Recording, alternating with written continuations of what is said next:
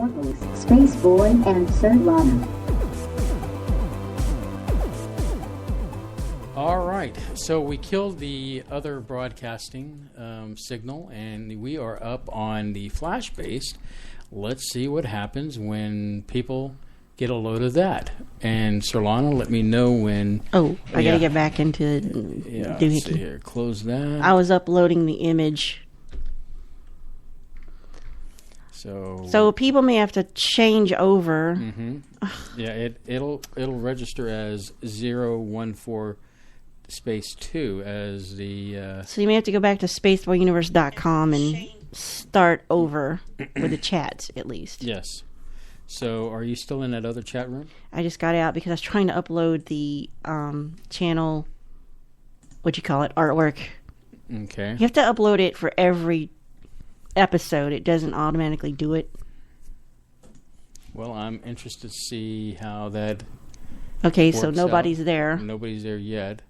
And so I've got that boosted up. The sound level should be... I'll better tweet it then. Yeah, I better go ahead and tweet it.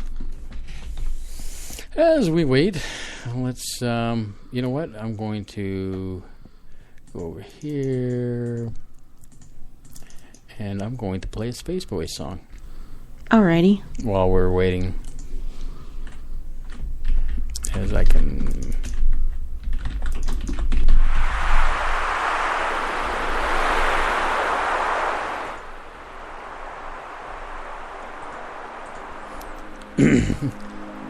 The gentle sounds of the ocean.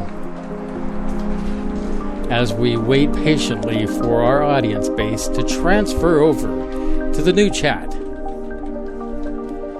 And hopefully this sounds a whole lot better than it did before. Because now I'm using the actual thing here to... Well, you don't know until you try if something's going to work or not. Oh, I love that song. That's a good song, isn't it? Okay, so Robert's back. Okay. Yay, we got Robert back. Locked and loaded. There's Dave Cruz. Tell us how the sound is now. How's it sounding? Sounds great. I'm here. Playing a little bit of Spaceboy music while Leanne, go reload it. We got Les in the house. Dennis. I'm gonna tell her over on Facebook then. It's nice to see everybody coming back into the lobby. And as we're playing a little bit of Spaceboy music here, waiting for our audience to kind of tune it in. It looks like Dave says it's perfect. Sounds marvelous, he says. That's Les. Sounds good. Thank you. Jeez, I love that song. That is a good song. You know, the thing behind this song is I wrote it for... Jill Hansen for the Q Science Project or something like that. Yeah, Q Science Project. One of the songs off my new album, Digital. Yes. Mm-hmm. Right you are, Ken. Right you are, Ken. I love that show. Okay, looks like everybody will start coming in eventually. We need Dennis, Bev, Barrett. Where are you at? Yes, thank you, Les.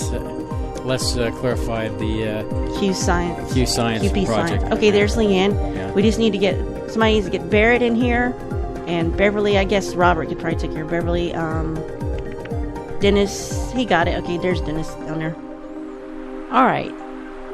Anyway, what inspired me on that show, since it comes on Friday nights, and I don't mind pitching it out there on the home network or the syndication network that Jimmy's on for Fade to Black. Yeah, it's KGRA. Thank you. Whispered it in case I had it wrong. I like how it's like, is it KGRA? And she's talking right into the mic. Like, yes, thank you. But anyway, she's a wonderful person, and if you get a chance to tune in and listen to her on Fridays, I highly recommend it. But this song was inspired by her show in the sense that her advertisement for the show features an astronaut on a beach ready to surf. And, of course, who owns the persona of the astronaut for his own music? Well, of course, it's me. So, and we'll find out why maybe soon here in a minute. Yes. I guess Beverly is tuned back in. So Yep. We've got everybody but Barrett, so I'm seeing if the rest of the gang can help him. Okay, Les is going to go find Barrett because he's been real kind to listen. As I take a swig on air, I guess I should put my headphones on properly. you probably should. They're just sort of hanging back there. And also remember that whispering in the mic is still talking into the mic. No, you're kidding. It's like, hey, my rear end itches really bad right now. Whoops, did I say that? That's not a whisper. You just said that. I know, but I'm trying to now it's out there forever and ever and ever and ever. Exactly. So, hey, we're back. Apparently everything's working fine. This is a nutty show. It is really out there. And you know what's funny about this whole thing is Sirlana was just really concerned that we weren't going to have enough to fill up a show tonight. And I was concerned no one would listen because it's the day after Christmas, Well, 2015. You know, I'm sure people wanted to tune in to see the train wreck known as Spaceboy Universe. Someone dislodged the circus peanut, and now it works. Hey-o! So, all right, Solana, are you ready to take it over? And are you sure you're okay with me? Yeah, that's fine. Whatever. I know where you're getting at. Okay, so today is Spaceboy Behind the Music. Everything you've ever wanted to know about the man himself. So, people are concerned about your rash. Okay. I'll get an ointment after the holidays. Okay. Spaceboy. Yes. Creative innovator. Child prodigy. Perfect pitch. For over 40 years, this man, known as Spaceboy, has lived his life through music. He began in the fall of 1969 as James M. Guerrero, born to two hippies who are still experiencing Beatlemania. And I'm known to my friends as Jim, so... Don't ever call him James. That's just for the record. Go ahead. His father was into the Beatles at this time and other rock bands, and his mom was a huge Paul McCartney fan. I guess she had a crush on him. And she would listen to top rock and pop on the radio, like disco. So some of his earliest memories come from him being about 4 years old. He picked up a violin that his grandfather brought to show him and his cousins. So this would be your first exposure to a musical instrument. Yes, it was.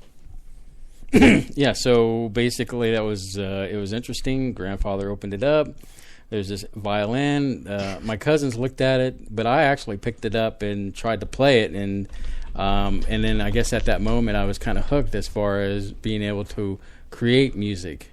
Because up to that point I had not, been listening to music. Right, you're too young. Yeah, but apparently the people in Spreaker Chat are thinking this is a Spaceboy roast. So it should be fun. Yes, and Gordon, calm your horses down. I know you're the first in line on that one. Oh, speaking of which, as a footnote, if I could just interrupt. Gordon, we got your applause track in, so whenever you come back on, we have applause for you. All right.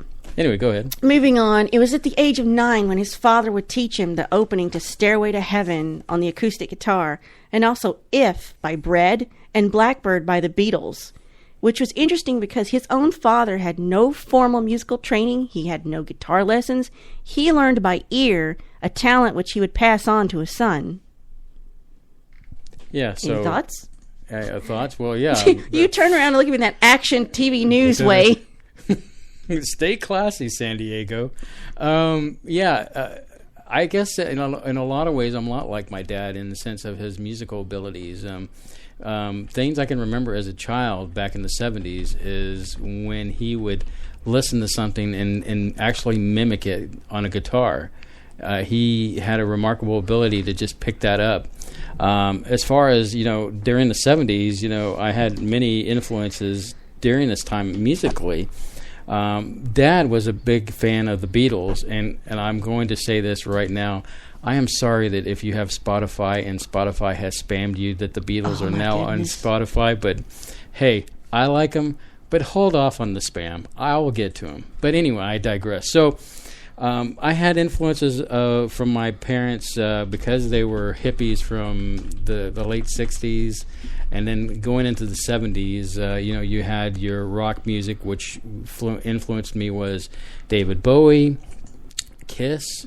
I liked Glam rock. Glam rock. I liked the glam rock because, it was rock, but it was entertaining because they came out in costumes and it was fun. It was theater. It was theater to me. It was like theater meets music.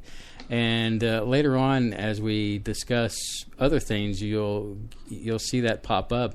But as far as that, and then of course, my mom through the 70s listened to Casey Kasem Top 40, so I was always listening to what was relevant at that time on musically. So it was quite an interesting hodgepodge of a time of listening to music and not having a chance until maybe the late 70s, like 79, when my dad actually gave me an acoustic guitar when I actually started playing music for myself.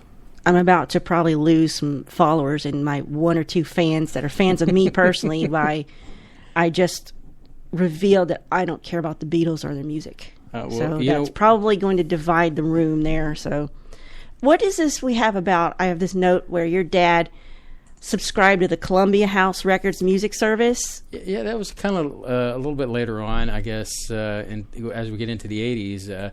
Once again, like I said, my dad had a remarkable ability to listen to something, pick it up, and play it.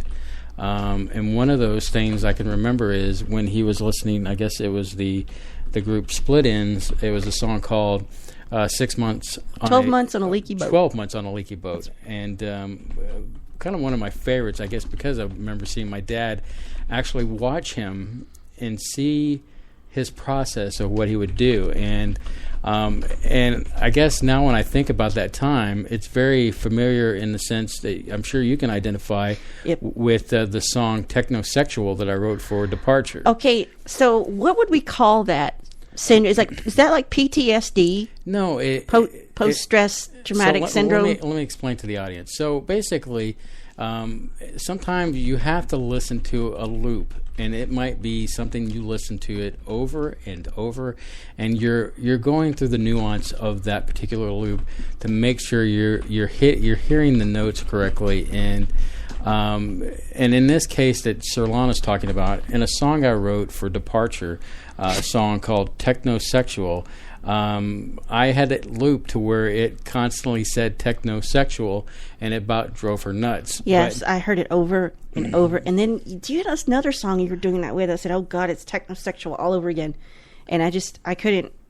It's like PTSD. It's so I can't listen to that song. The thing is that I can, if the loop is good for me, I can listen to it hours on end to analyze it till I feel like it's right. But that I would have to say, looking at my dad while he learned this song on guitar was probably where I get that from, is to listen to a particular part over and over till I feel that I've grasped it and I've heard it. And when I'm listening to it, there are different layers. When you have your guitar part, you have your drum part, your bass part, and other little idiosyncrasies that come along with music that if you're learning it, that you're going to burn through that pretty quickly. So Dad had bought all these albums, and that was one of them that I can recall that and it didn't bother me. It seemed natural for me. For you, it probably would have drove you mad, but in the sense that... that's your process. That's your process. That is my process.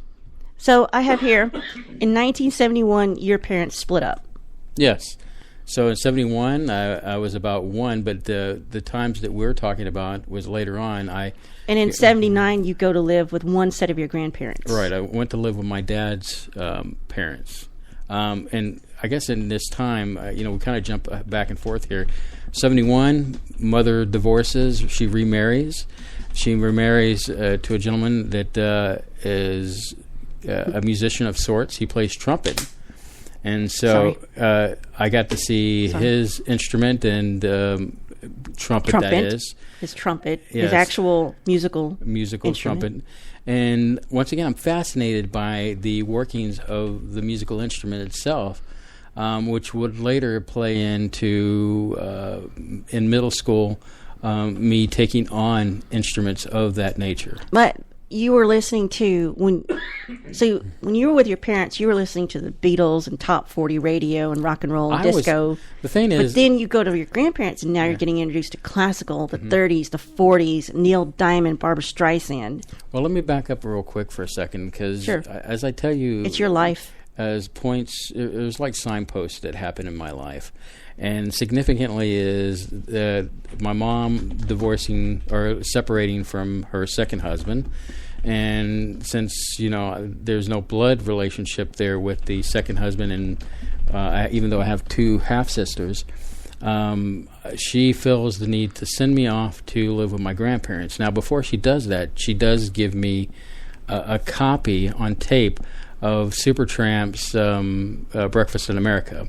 What's significant about that is if you ever get a chance to see this album, this woman on the cover looks exactly like my grandmother. And the music at that time also spoke to me too, because it really, if there's a particular song off that album, and I encourage anybody to listen to, it's the Logical song. Mm-hmm. Just like the song says, they sent me away to be logical, and that's how it went down. And so I went to go live with my grandparents. Impractical. So I went to go live with my grandparents. Now, what comes out of this is that you have my grandparents teach me, or not necessarily teach me, but influence me as far as listening to classical music and to listen to artists like Barbra Streisand, Neil Diamond, and those were some of my grandmother's favorites.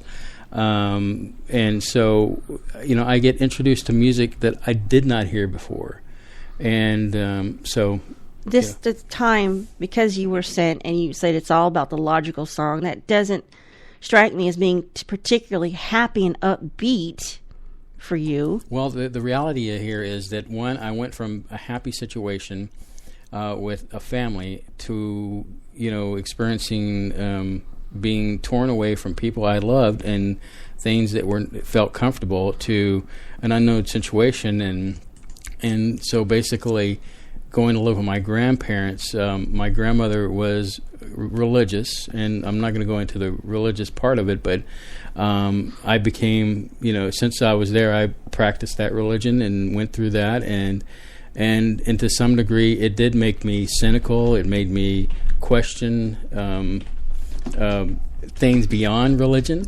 and how I was brought up at that time. So, Yeah, so between 71 and 79, did your mother have your two younger sisters? Yeah, in fact, two sisters, one born in 74 and the other one born close to 78, I believe. Stacy is the oldest, and the second oldest is Marcy. Mm-hmm. So while you're with your father's parents? Yes, that's after, it's 79. Yeah, they treated you well. Did they get you into playing the violin? Yeah, eventually at some point, once I got to, I was in third grade when I went to go live with them, and there was an orchestra in elementary school, but I was too young to participate, even though I had shown skills that were capable of picking up musical talents. But it wasn't until I got actually into fifth grade that I actually got into the orchestra. But even during that time, I had a guitar, acoustic, and I was kind of learning it beyond what my father had taught me, doing the same thing of learning by ear and taking chords and trying to learn chords and everything. So this is like 1980. Things were not all like bummer. This is when you're still listening to music, you're still playing music, and then you get hold of something I think that has an influence on you far off in the future, is you start playing the Atari 2600. I know it's funny to think Atari 2600 and music, but for me, I would hear the sounds. Ooh, sorry about that. And in my head, I could hear those sounds being created for music beyond, because the Atari 2600 didn't really have much music to it. I mean, it wasn't until you get to things like Nintendo and those games that you actually get more music out of the computer games. But for me, it was like, okay, that's a sample. I mean, before I could even knew it was a sample, I'm already thinking and processing that in my head. Like, boy, that would be great if I could take that and do, X, Y, Z, and then put this in here, and so even at that early age of around 10 years old, I'm hearing music off of that, and which leads into hearing music off of other things, everyday items. And so I would make music off of when I would hear the clicker on turning left or right in a car. Yeah. And you hear rhythms everywhere. I would hear rhythms everywhere, and you've heard me, especially do Christmas music off of the clicker. When I'm turning, you still do that. You'll sit there while we're waiting to turn with your blinker on, and you'll start making up a song with the beat of the blinker. So at that point, Atari, what it did for me, and beyond the enjoyment factor of playing the games, it actually inspired me as far as using my imagination to create music that I didn't have the ability to create music at that time. Yeah. Well, this is also the birth of MTV and the explosion of electronic synthesizer-based bands. So I would say 1980 is probably where we get the roots of what will become Spaceboy. Basically, from 80 to 83 is a very significant time period as far as musically for me, as I'm concerned, because I'm about to go and become a teenager during this time, and MTV comes out on the airwaves. People are coming out and they're using synthesizers in ways that it's just fun. I mean, don't get me wrong. Back in the 70s, you had like Gloria Gaynor, Gloria Summer. Yes, exactly. And the divas, and once again, what's significant about that is you have cool sounding synthesizers and a stage presence that's entertaining. So that once again, it's that theater with music that kind of combines, and it's exciting. But then you get to the 80s, and let me tell you, you combine that literally, because you get groups like Duran Duran, who have a great synthetic sound, and yet as far as a stage presence and videos, I mean, it was just meant to be for that time period. And of course, there's other bands. David Bowie came out with the Ashes to Ashes, and that was really kind of an interesting video as well, as far as his music is concerned. So significant inspiration comes out of this time period, which leads us... in 82, now, you were at school, like an orchestra or band, and playing violin and guitar, acoustic guitar. That is. Or was it electric? What, in as far as in school? Well, I went from being in an orchestra to a school that didn't have any orchestra program. They had regular band. They had symphonic band. So I went to this band, and they had a bass guitar, but they did not have, orchestra in general. But I became second player on the bass guitar. But like most stories, it starts off where it's pretty cool, because there was a song we played Beat It. And it was my part. I got to play that song. That had to be a lot later. This was the same thing with band. Yeah, it was during the same time. I'm going to jump back here for a second. Okay, that's fine. So during the same time period, so once again, it was, an opportunity, because normally the other bass player would just sit down, but I got up. I jammed, played the thing, and it made an impression on the audience. So it was at that moment that I could taste a little bit of what would become the Spaceboy ego kind of thing. Oh, Lord, yes. But going back, so I get to the school that didn't have orchestra, and so I was the second player as the bass guitar player. But what it gave me a chance was that the instructor said, hey, look, here's a trombone. See what you can do with it. Come back in a couple of days and audition. Or we'll come back in maybe 6 weeks. I think that's what he was more thinking. But I came back in 2 days and auditioned. He said he couldn't believe it. So he gave me another instrument. Before it was all said and done, I was able to play just about any instrument that anybody couldn't play or they got sick. But it was at that point that I knew that if I was going to be in band, that I wanted to play tuba, of all things. And why did you want to play tuba, of all things? Once again... It was because that, it's one thing you see a person playing saxophone or a trumpet, but everyone can see the tuba player. Oh, you're talking about like if you're in the stadium and the marching band comes on, oh, there's a tuba player, you can't miss him. Well, I hadn't reached that point yet. It wasn't until I got to high school that I did get in band, but I digress from that point. Basically, it was an easy instrument I could take. I mean, because at that point, I pretty much knew bass. So bass rhythms and all that was pretty easy to take from a bass guitar to transfer into a tuba. The only thing I needed to learn was the fingering position on a tuba, and it wasn't really... Yeah, because tuba's got 3 valves to push down. 3 valves, so... Piece of cake. Yeah, so combinations, the only thing I could think of that was challenging at first was to make the buzzing sound in what is called the bell when you blow into an instrument. But compared to a trumpet, it was much easier. Well, I have there, this is like in 84, you come back to live with your mom. I would like to think that she actually took me back instead of I wanted to go, because once again at that Didn't have a time choice. I was comfortable again. I was enjoying life. Things were okay, and I was around family, or as some of my familia, and it was a good time. And then my mom takes me away to go live with her again, and so yeah, it was a challenging time. So, and you said they didn't have, when you went back to live with her, that school did not have the orchestra, so you tried out for band, so you got into the tuba. And that was all that time during that same time. And your ego starts to emerge. You master it really quickly. Well, I mean... Doesn't the instructor let you play other instruments too, to learn them, to see if you can play them? He wanted to test my abilities to see what was going on. And then plus what was important during this time is music was what was getting me through the hard times of moving back in with my mom. And I wrote an article one time for school about being bullied. And so during this time I was being bullied quite often and picked on.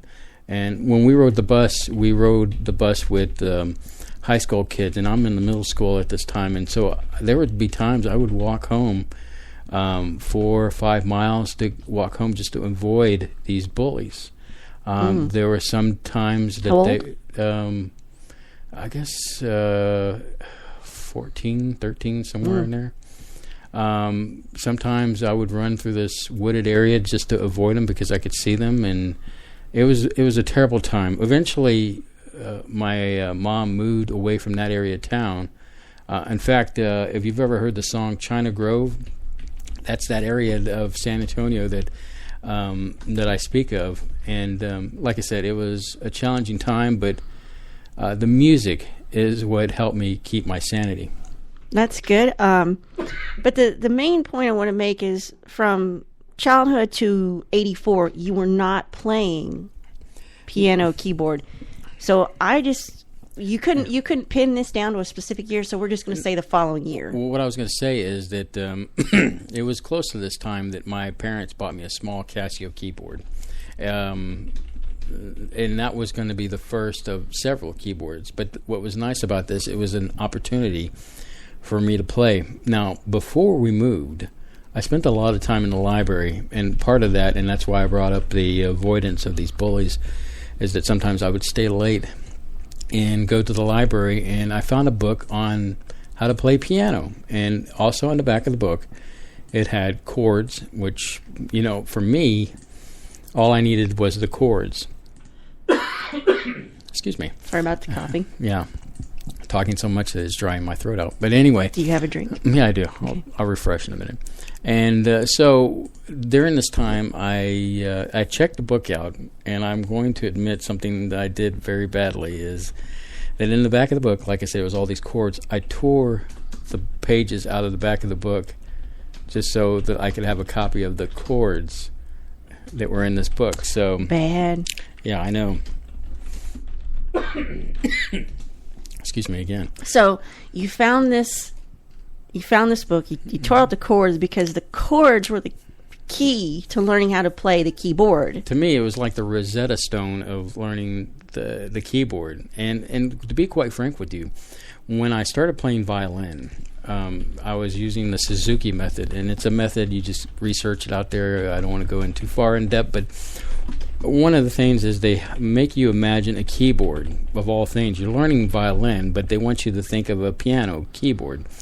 And so in my mind, I had already seen this image in my head of a piano keyboard anyway. So now I'm given where to place my fingers in the notes and all that good stuff. And so armed with that sheet, I was able to learn how to teach myself chords on a piano. Well, in this case, a small Casio keyboard. Mm-hmm. So would you say once you got to your keyboard and you learned how to play it with a chord chart, was it love at first play? Oh, yeah. I immediately enjoyed doing it because, I was playing a synthesized instrument. And even though it wasn't exactly what I was hearing on the radio, it gave me a beginning point to start to learn and to get into that subject matter. Excuse me. If you could pick up an instrument at young ages, learn it in 2 days, you could learn a song just by hearing it, and you could teach yourself piano. Is this not a prodigy? Well, my aunt would probably agree with you on that. I think that it's one of those things, the road not taken. Mm-hmm. Unfortunately... If you'd been born into my family, they would have been, because, my dad, he was a civil engineer, but on the weekends, he was a church organist. So... I think that it had to do a lot with family structure. Mm-hmm. And I hate to say that because I didn't I didn't have okay. I don't want to say I didn't have a stable family life because I always went somewhere where there was somebody that cared for me and took care of me. I love my mom, and because you should love your parents. Because honor thy father and thy mother. But I feel that my mom had some issues, and I think it adversely affected me in the sense that I didn't have the luxury that my sisters have, where they had their father and... Well, they had a different father. A different father, right. My father, bless his heart, he didn't want to be a single parent, and he was a biker, and he was a tattoo artist, and he lived his life the way he wanted to, and not that he didn't love me as a son. And unfortunately, he passed away when I turned about 14. So I didn't really have the luxury of having... Well, what we didn't say is how young your parents were. I was trying to keep that private, but well, no, it was younger than you would expect. Well, let's put it this way. They were hippies, and they met on a commune in the late 60s. So that kind of gives you an idea. My mom was 14 when she married my father, and I believe he was 3 years older than she was. Now, with that saying, I know there's a lot of people out there thinking, oh my God, she was so young. Mm-hmm. My grandparents could not wait to sign the consent form to allow her to get married. My mom was a wild child. And, as soon as they got married, within a year, I was born. So my mom had me at 15. So she was young. So I get the impression that, that my mom didn't really get a chance to live life. And that's why later on she felt like after her third child that she wanted to sow her oats in a way. And on one end, I can't blame her. But on the other end, my family is really weird in the sense that I know this is going off into my family life, but it's fine. Yeah, but it gives you an understanding of me as a person. So yes, Mom, she was an interesting person. Well, I do have it noted that in '86, now that you've gotten your first small Casio keyboard, she gets that for you. She does see that you have this interest in this ability, so she does. It's like she tries to help out. Mom always is. When she loved you, it was 100% unconditional, and she bent over backwards for you. But when you pissed her off, you didn't want to be around her. And so, as I get older, I do see things. I am my parents. I see the battle between my mom and my dad within my very own existence. And, But yes, she did buy me a keyboard, and I was ecstatic, and I enjoyed it. And she bought me another one after that. And So you cited the Casio HTC 700 as this is the one that changed everything for you. yes, because this particular keyboard, once again, it's not like top of the end, but what it allowed me to do was program beats, rhythms, and compose music to come close to it. In fact, the Casio HT 700 had sounds that were very similar to the group Erasure. And Vince, really? Yeah, Vince Clarke had a Casio. In the 80s. A more professional model. But yes, it had some of the very similar What sounds. they would have been using. Yes, things like Victim of Love, some of that music during that time period. Yeah, that was such a strange song. Mm-hmm. But I digress. But you said this is because the Casio HTC 700, you could choose from 16 sound banks. You could pitch the notes up and down, and you could program a beat. And you had not had a keyboard that could do that. No, it allowed me to do all that, and plus it had a RAM card slot. Wow, that's progressive for 80s. Yeah, basically it was the size of a credit card that you could put in, and it could remember the settings of whatever you would program.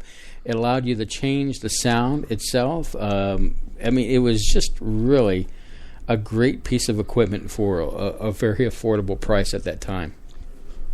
But still, it's not all about the keyboard at this point in your life. It's that's just like something you're doing at home for fun as a hobby. Now, the next thing I have for you is your freshman year of high school. You go to live with a family because your mother has moved to Georgia. Yes, in fact, if you don't mind, Sir Lana, can we take a little break here for a second? I mean, we've blown past get you several some breaks. good coughs out. Yeah, I need to get a few coughs out, and so when we return, we will talk more about Spaceboy music, and I promise I'll be less coffee. So sit there, be tight, continue to chat in the window. Thank you.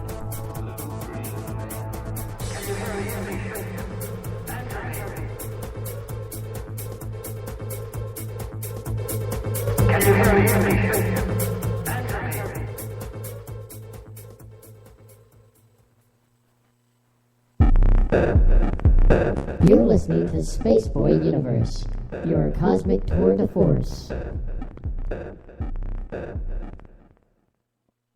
Hey, Solana! What? If Spaceboy Universe was cheese, would you eat it? Come on now, it's a simple question. Maybe. SpaceboyUniverse.com.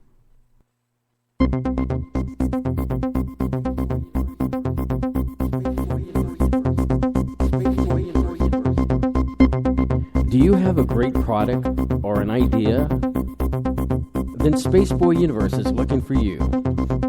We invite you to contact us at contact@spaceboyuniverse.com. Be a part of the universe. Be a part of Spaceboy Universe. Techno, dance, atmospheric moods? Yes, my friends. My latest release, Digital, has something for everyone. Even makes a great gift for Grandma. Buy your digital download at spaceboymusic.com.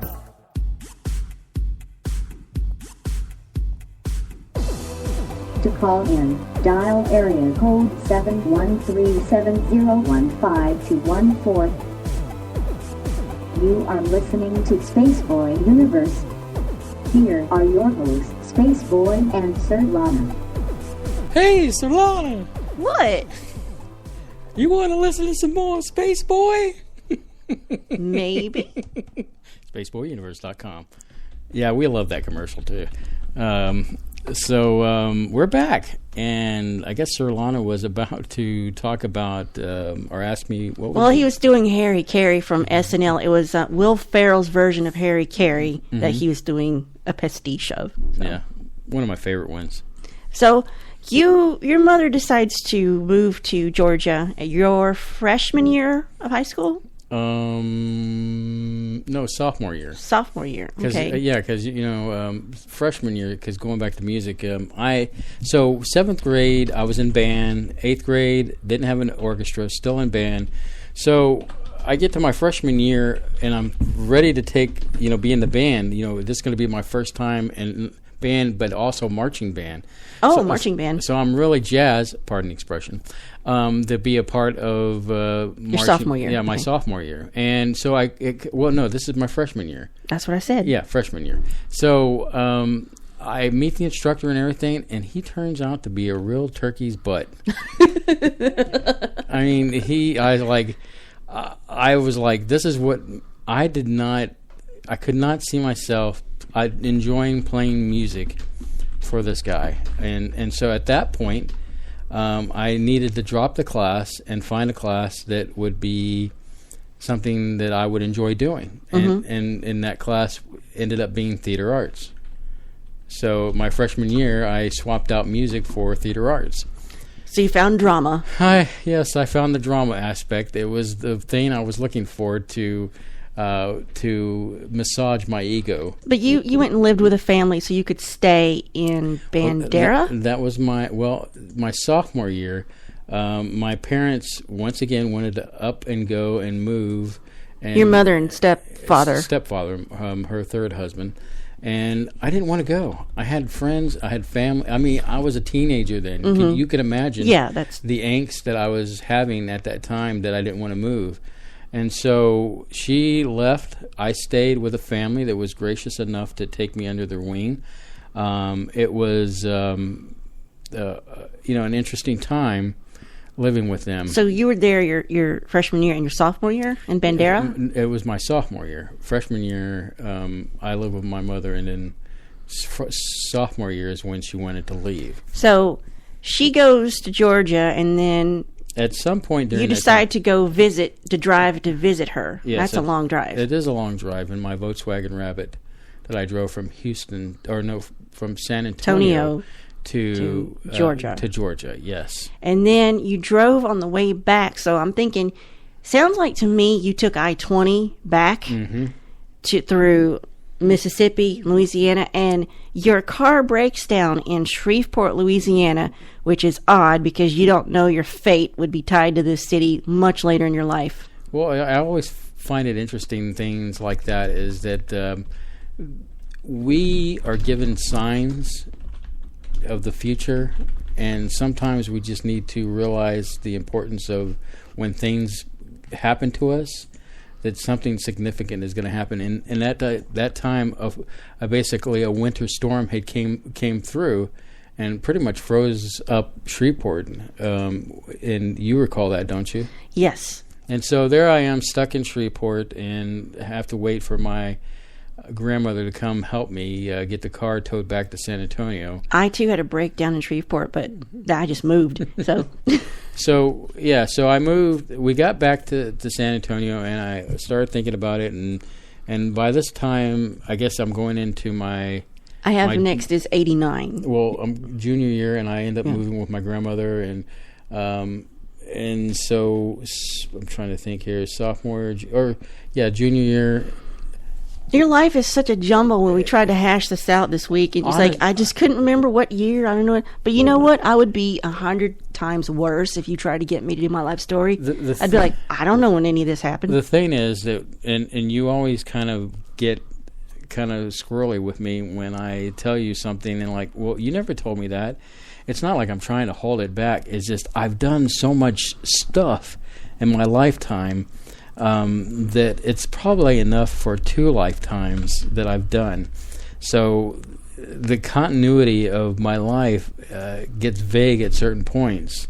And so I guess at this point where I'm going to, get back into the story is that eventually I do go stay with my grandmother. I get through my junior year, and then part of my senior year I decide to move in with my mom in Georgia. I decided to make the leap of faith, if you will. And bless your hearts out there, anybody that's listening from Georgia.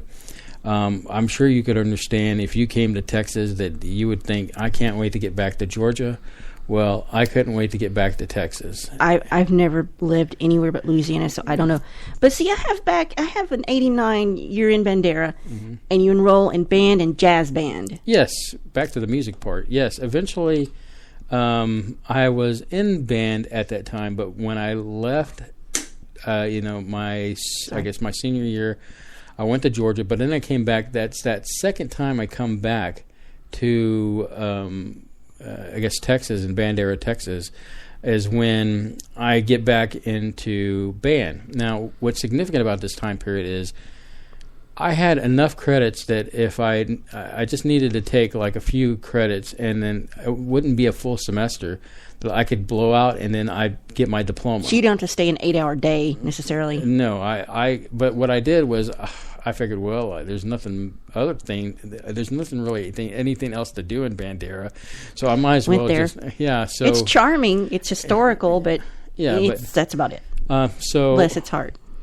I decided to take a full course load, and part of that was I took band, and then I also took jazz band when I went through that. And I've got that you got into the jazz band, but they already had this is a situation where they already had a certain person playing a certain instrument. So in this instance, you fell in love with keyboards by now. Mm-hmm. So they already had, and I don't know if this like first chair. I don't know if that even implies like first. There's such a thing as first chair piano keyboard player. Well, in this situation, there was, you could call it first player, second player. First player. What Sir Lon is referring to is like in some orchestra situations, you have a first chair, second chair, third chair, and basically the first chair plays a certain part. Second chair will play a part that's similar to the first part, but is more harmonically comparable to the first chair. And then the third chair would be something that the third person would complete a chord, if you will, to play. So in this situation, it was more like, hey, I was here first, so I get to be the first person to play whatever. And so in this situation, the girl, she could play by the book, but she lacked the soul to play the music. She had by the book technique, but she didn't have heart and soul. So you're like the second in part, and so the instructor says, okay, James, or whatever they're calling you back then. Jimmy Michael. Yeah. We're going to play Take the A Train, and there's a part we want you to do and improvise. So this is a jazzy song, and you're going to improvise. Well, you knew what improvisation was back from your drama days, so and you know music theory well enough to know what he's wanting. Really, up to this point, I never really did improvisation, especially with music. So I had to think of, okay, I know what key we're in, and I guess as long as I hit the keys that were in the right key, I couldn't go wrong. Needless to say, I impressed the instructor so much that he wanted. So you did your little improv for Take the A Train. Mm-hmm. And I blew him away. You blew him away with your awesome jazz riffs. They pull the girl from first position and they put you in. And, of course, that caused a town scandal. Well, the old sourpuss, she had it coming because she just didn't like anybody. And all I can remember is taking over, playing all the music, and her kind of fading out to obscurity. Well, but that sounds like that was a banner year for you, for musically in your courses. And like I said, you had attempted to live with your mom, but you'd come back in 90 or 91. Mm-hmm. And you finished high school taking on a full load, even though you didn't have to. You only needed a few credits. So we get to the end of the 80s and 90s, and I asked you, what were you listening to in the 80s? And you said it was going to be things like Depeche Mode, Kraftwerk, New Order, Pet Shop Boys, Erasure, Thomas Dolby.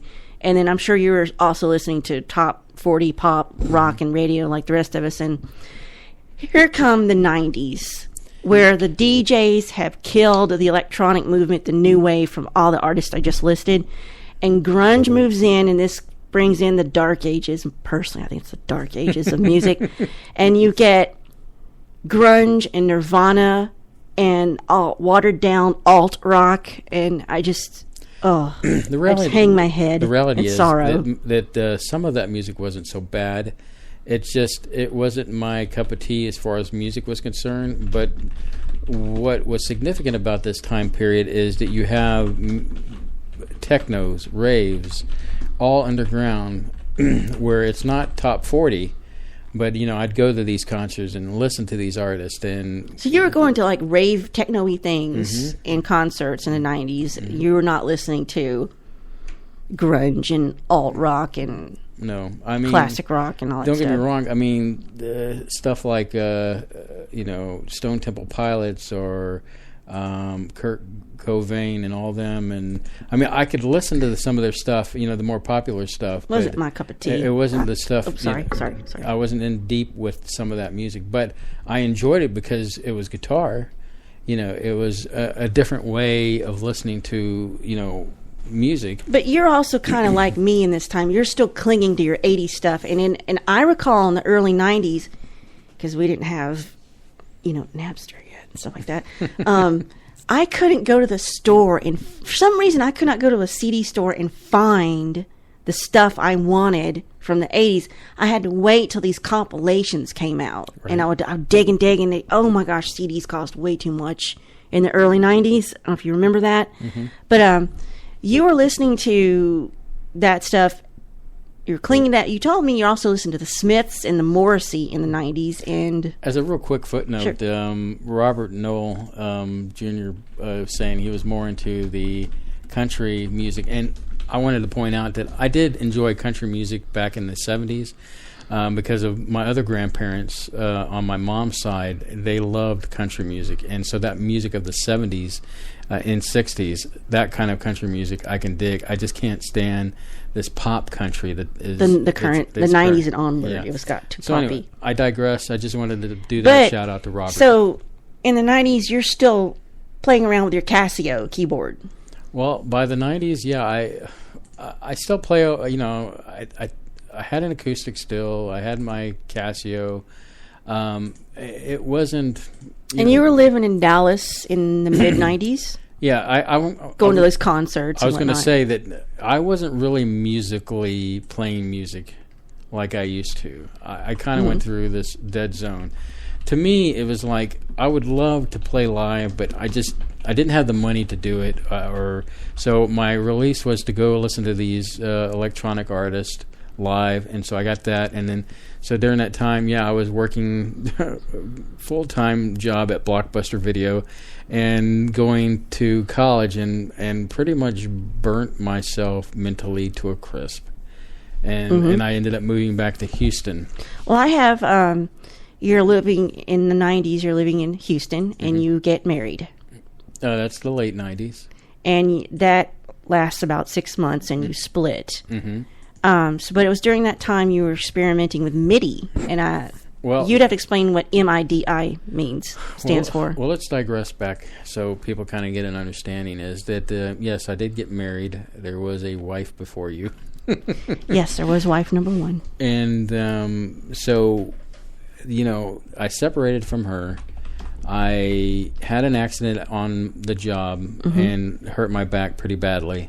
So what's also significant about this time is during the time that I was working 2 jobs.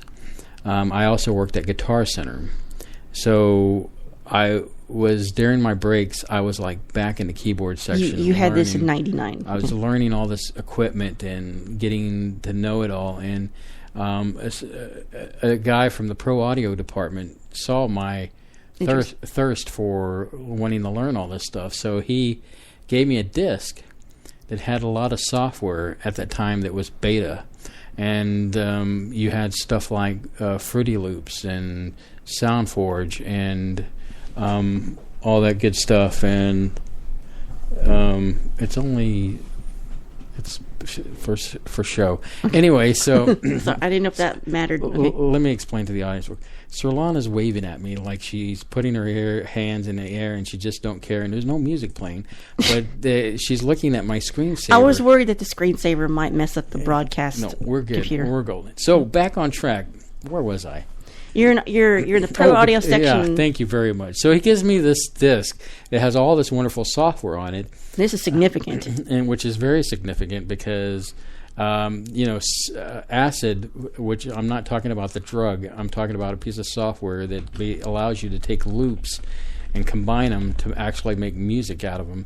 And in Fruity Loops, at the first version, 1.0 was basically you plug a particular sound into a program, and it had a 16 count, and then whatever button that was pressed, it would play that sound, and you could export it as a wave. So I would take music from Fruity Loops and export it as a wave, and then take it into Acid. And this is Acid is a program. Fruity Loops is two PC programs. This is not the drug Acid. This is not Fruity Loops a cereal, or it's not a slang for drug. These are actual. And they still exist. These programs still exist, and they've been bought by corporations. Like, for example, Acid has been bought by Sony. Mm-hmm. I'm not sure who owns Fruity Loops now, but they have a really full-fledged software. The guys who do epic rap battles, I think, use Fruity Loops. Probably. Or they have. Among other things. So this gets me started, and so I start writing my music under my name, and I write about 3 albums worth of music. And what you like about that is you could take these loops that are in Acid and whatnot and build them on top of each other, so you could layer tracks. And Fruity Loops let you get bass in there and arpeggios, and you can export it as a wave file. So you were starting to take sounds and put them together and make your own song. Right. So the wonderful thing about that was MIDI music. When I would create MIDI music, it sounded very childlike, and I guess that's probably a terrible word to use, but didn't sound like it had the quality that you would normally hear on a CD or a record or whatever for that time period. But with the loops, it allowed me to create more sophisticated sounds that actually were CD-worthy. And another significant thing at this time period is the company that was on the internet called MP3.com. Yes, I remember it well. Now, MP3.com in the early days allowed artists to upload their music, and then you could buy their music. Yeah, well, you could get it free, and it was really a cool site for artists, indie artists, that is. Indie. So, like I said, I created 3 albums under my name, and was the first one in '99 Workshop? No, that's pre that. Okay. I'm getting to that point. So go ahead. Let me continue down this path while I'm thinking. So basically, you have 3 albums under my name, and then I guess it was about '99. I start to think about, well, I would really like to create a persona and something that would be more catchier than my name. So at that point, being a big fan of the Pet Shop Boys and also a big fan of David Bowie, they had co-written a song together called Halo Spaceboy. And so that's about the time when I said, you know what, nobody's using this as a name for a band. And Spaceboy was actually born in March of 1999. Yes. And so at that point, from that point on, I started beginning work on the first Spaceboy album called Workshop. So I have that. You put that on Workshop, and your first song you did on Workshop, which is written WERKSHOP as a nod to Kraftwerk, I'm guessing. So Workshop, you first wrote Dreamy, which is kind of heavily experimental piece with samples from 1930s movies. You sampled a child's toy phone. It's very trippy, very experimental sounding. It is, and would you like to hear a sample? Can you cue it? I sure can. So Dreamy is the name of the song, and I'll kind of dial it down a little bit. But this particular song, I guess the first album was very avant-garde because I was taking samples and mixing them together to create something. And so, you have the child's phone and the different, just a hodgepodge of different sounds put together. Something like Kraftwerk would have done, something like Art of Noise would have done with their musical stuff. Okay. So that's Dreamy. So I have, in 2000, you start saving your music as MP3 files, and I guess you put it on mp3.com. And what MP3 format does, it allows you to download music from the internet, and it also makes your music accessible via the internet. And what's significant is MP3 is a much smaller. I'll put it in perspective. Most music before that time was in a WAV format, and so you had something that could have been 44,000 megabytes big. And what an MP3 did was eliminated, I'm not going to go into the technical jargon, but was able to compress that sound of a WAV file into something that was more manageable, like around 3 to 4 megabytes big, which at that time made it easy to upload or download based upon the bandwidth that was going on during that time. I hated MP3 files that were less than 128K. And you know what I mean by that. Yes. So another significant leap would happen in 2000. Your mother passes away. That's also the year my mother passed away. And you go to live with your youngest sister's family. Yes. So now you're working at a rent-a-center, and you can afford to get a better computer. And you discover a program called Reason. Oh, yes. By Propellerhead. Now, you got a hold of this, but it was only a demo, so you couldn't save your projects. But you could export them as waves or something to ACID and save them in ACID. Well, the thing is that the software at that time was pricey. Not too pricey, but what it could do was that it had the ability to, it showed you virtual instruments. And it was almost like looking at a regular rack on a musical rack where you had samples or synthesizers and everything. And all those virtual instruments. Yeah, it was virtual. So this program allowed me to, I could compose. Whereas before I was creating these loops, this program allowed me to compose music in a way that I could not compose before. And that is very significant at this time. So at some point between playing around with the demo, I just broke down and said, you know what? I'm going to buy this. I need to buy this. And that is the program he uses today. And what it did is you went from taking pre-recorded sounds and loops and just putting loops together to make things. Now you have an instrument. You can play the instrument with notes through a MIDI controller or a keyboard. And you're actually composing original music through virtual instruments. Yes, it's fun and exciting. It really appeals to my creative side. I can sample music or sample sound. So remember earlier when I was talking about the Atari and hearing the sounds of when I'd hear sounds from the Atari. So now I can take those samples of things that I could hear when I was a kid and incorporate it into music now. And so what you get is the Spaceboy sound. And I guess where you start to hear that is from the album Here, There, and Everywhere. I guess that was we'll talk about that in a second. my 9th CD. So yeah. Well, you're doing this in 2000, between 2000 and 2004. We couldn't figure out when these were, what the order this was, but here's the name of some of his album releases: Little Green Men, In the Mix, Nova, It Came from Outer Space, Dr. Lovelace, As Seen on TV, and Warped. Now, real quickly, I can kind of mention In the Mix was significant because I had that was during the MP3 days, and I had talked with several artists, and they allowed me to redo some of their music. So I got a chance to remix. That was the first time I got to remix somebody else's music or make hearing their music, but making it Spaceboy-ized from my perspective. Is that the collab, or you did a collab?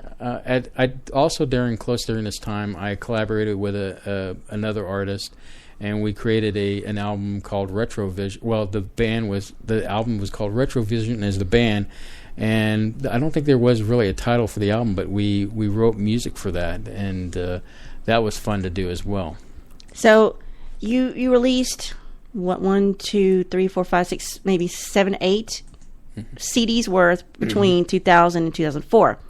So in 2004, you released Here, There, and Everywhere. And now when I say release these, you're putting these directly either on mp3.com or you're just burning them straight to CD and you just give them out to people who are interested. Well, when you hit the album, I guess, I can't remember if it was Little Green Men, which was the previous album before that.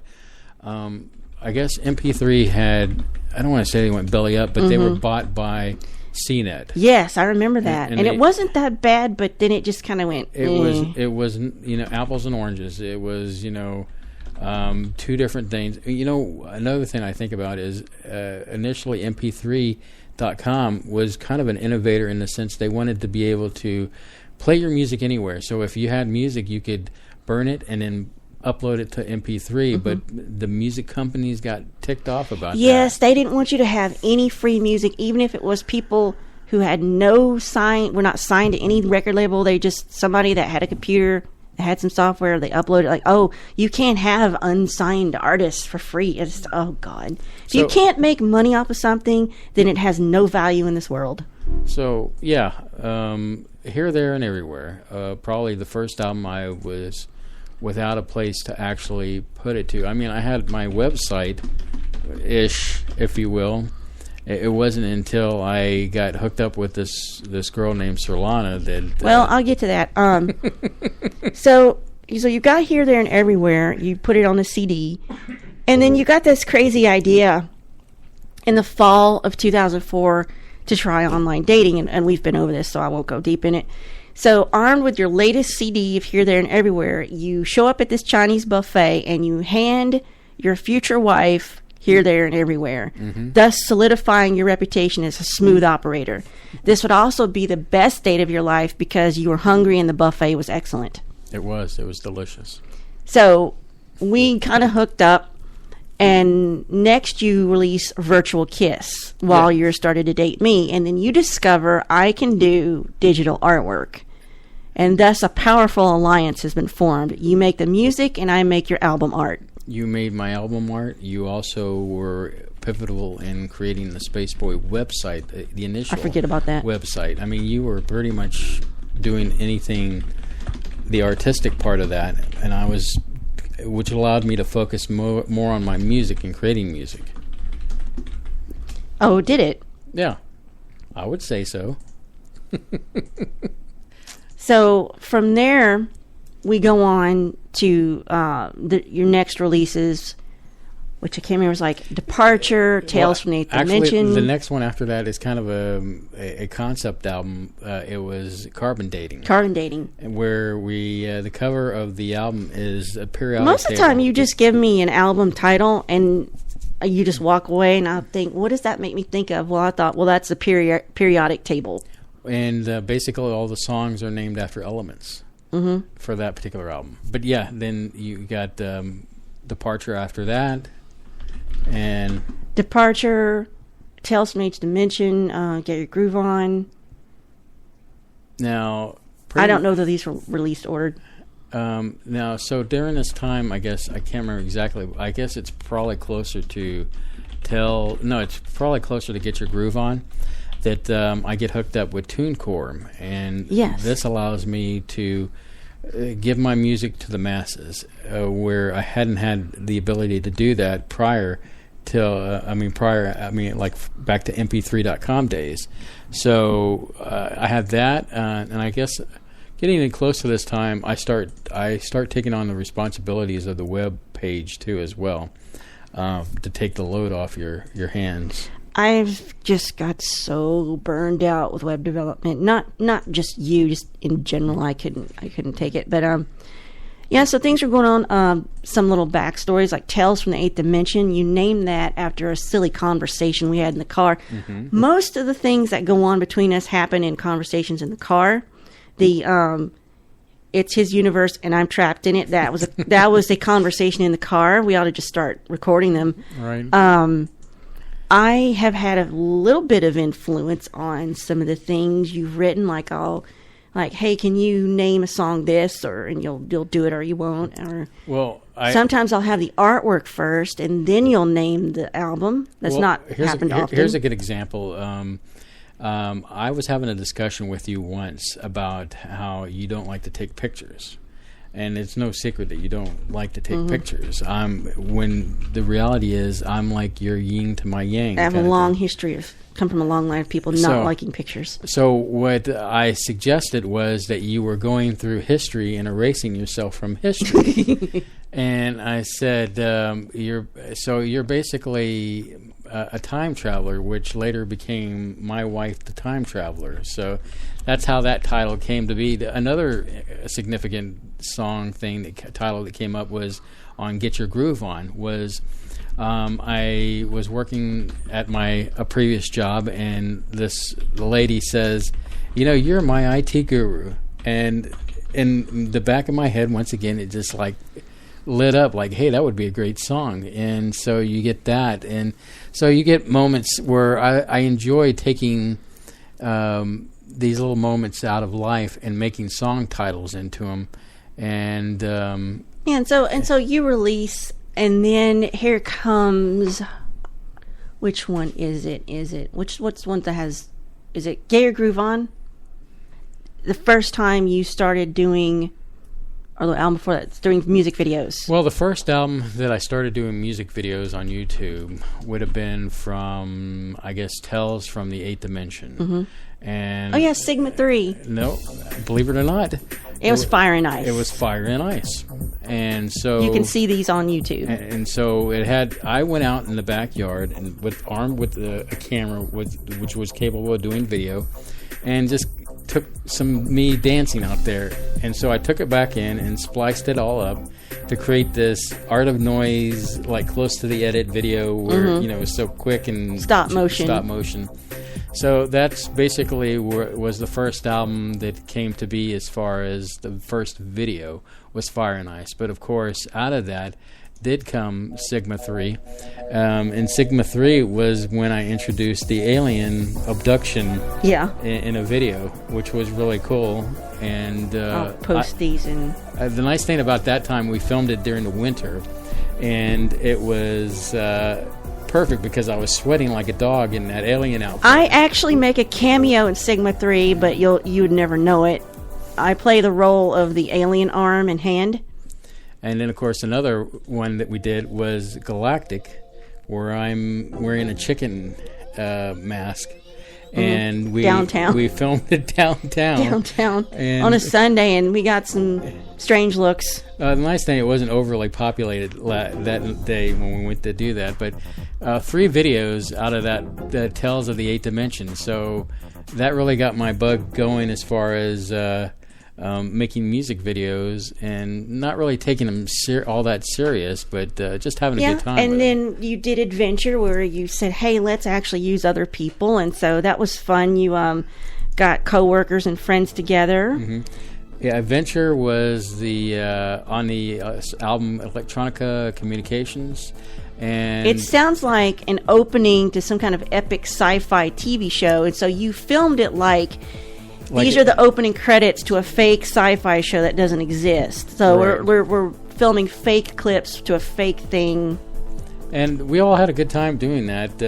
Behind the scenes, everybody enjoyed themselves and had a good time. And that was actually one of my more high production videos, believe it or not. And we actually rented a space and did the green screen. And so it was all good on that.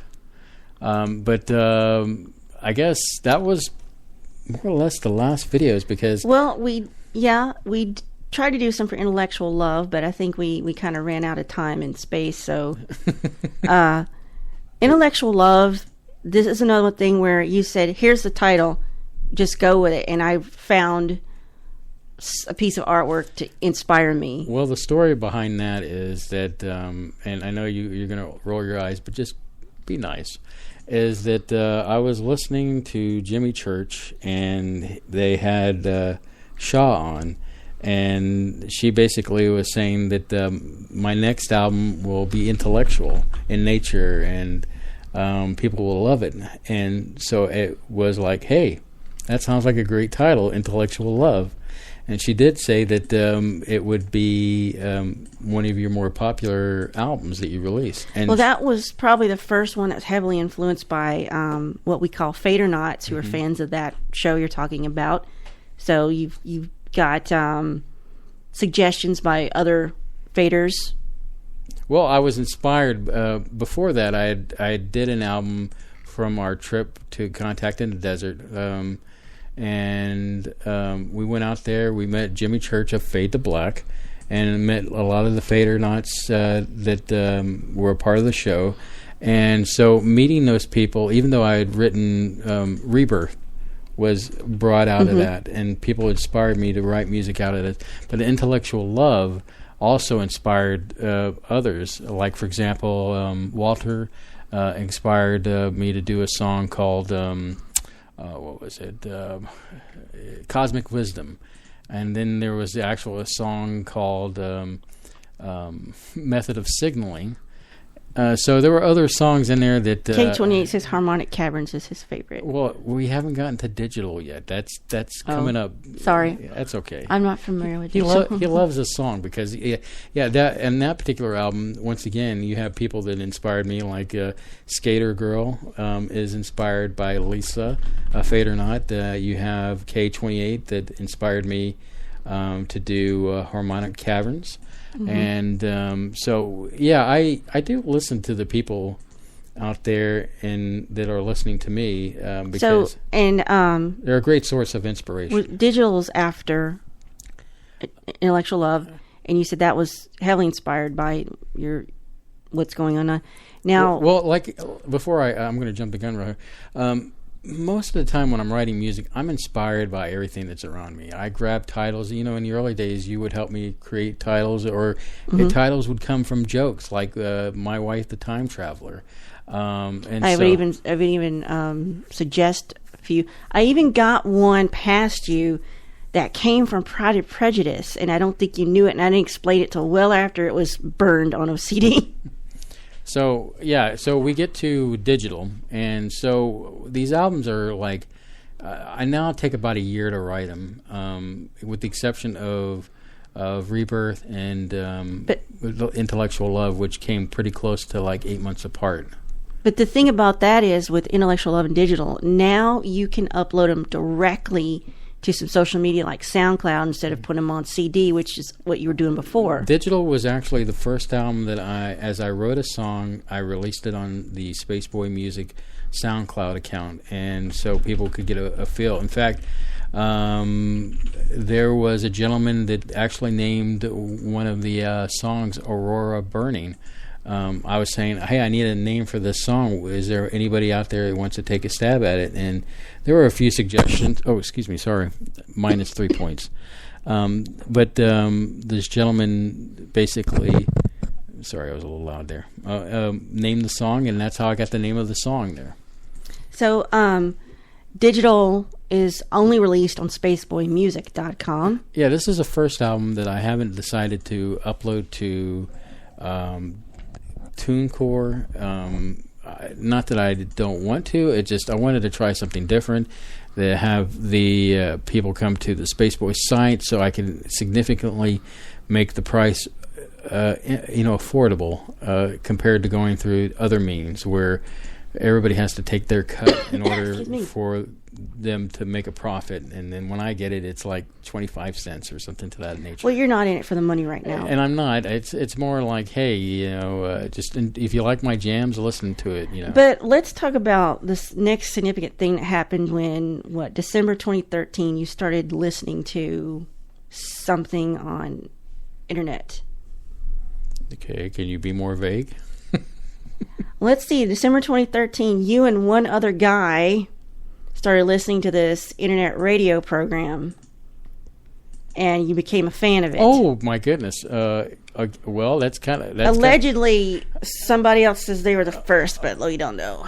Okay, so that is actually going back musically a little bit before Rebirth. But what she is talking about is that here. Let me put it in perspective.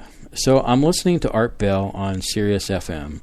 And I'm like ecstatic because the Bellman is back and he's broadcasting, and I'm looking for it. And finally, I've been paying for Sirius for FM for a while and not really using it, and now I have a purpose.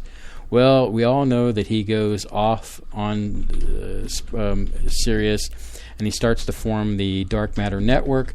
And so I'm like, well, I'm a little disappointed. He's under this contract. He can't come back. But hey, there's this new network. I'm going to see what it's all about and get, on the ground floor and start listening. So December I'm listening, and Jimmy Church of Fade to Black comes on, and I'm like, wow, this guy's great. I mean, he's got a sound that's worthy of Art Bell's own vocal cords, and he seems very interested in the subject, and I'm saying, I'm going to listen to this guy because I really think that he has some potential on air. And so I got onto the Fade to Black bandwagon, and I guess several months later, once again, like I was talking to you about earlier, about listening to music and then being able to mimic or to pick out the sound. So I heard his theme song and like, well, I could probably do something like that. Let me see what I can do. Well, in May, I sent a copy to Jimmy, and he was blown away by the sound, and he ended up using it as his theme song. And you did a cover of it. I did a cover of his theme song. And then, of course, I went back and forth and did a cover of the cover of, and it gets convoluted as you start thinking about it, where his song is... You covered your cover of his... Yo, I think the original song was Yo Mama. And I did a version of Yo Mama, and just totally by ear, picked it all up. I did a Spaceboy version of it. And, of course, it's been great. He's played that music, and he's been a righteous guy, and it mentions me at the end of his programs. And, I mean... Ferris Bueller, he's a righteous dude. He's a righteous dude. So, I continue to be a loyal Fadernaut. So... That was probably March or May of 2014, somewhere in that where time he puts it period. up. Mm-hmm. So, when was it he called you? It was this year. This year, I can't remember exactly when. Was it like September or something? It could have been about that time. You get a phone before. call from him. Yeah, saying we're going to do a reboot or something. Well, it wasn't even that. My conversations first off, when Jimmy calls me, I have it set up that a caller ID, it says Jimmy Church. And so when he calls me, it's like, oh my goodness, it's Jimmy. What have I done, or what do I say, kind of thing. I'm doing the fan thing, because I am a fan of Fade to Black. And so So basically, what I do is I answer the phone call first, and he tells me that he needs to. He needs a new intro. Intro. And I'm thinking, okay, well, how long do I got? And he said, I need it like tomorrow. And it only had one criteria: is it had to use Also Sprach Zarathustra. Mm-hmm. Well, which is a classical piece. At the end of the day, I managed to pull it off, and I wrote the song, and I got it to him, and he and his lovely assistant, or his executive producer, the one in charge, basically. The one in charge, Rita, said, "This is awesome. This is what we've been wanting to hear." And but before you call him back and tell him it's done, here's what happens behind the scenes.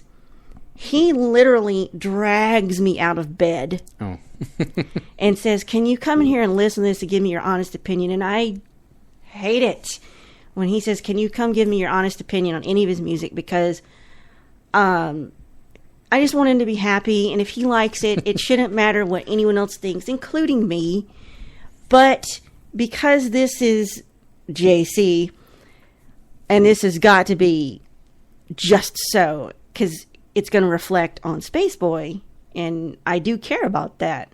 So I'm like, it was good, and I'm like, but I said, hun, this guitar part here... Hun, bless your heart. No. I said, hun, is that a virtual guitar? He's like, yeah. I said, babe, you're sitting in front of 6 guitars, actual guitars.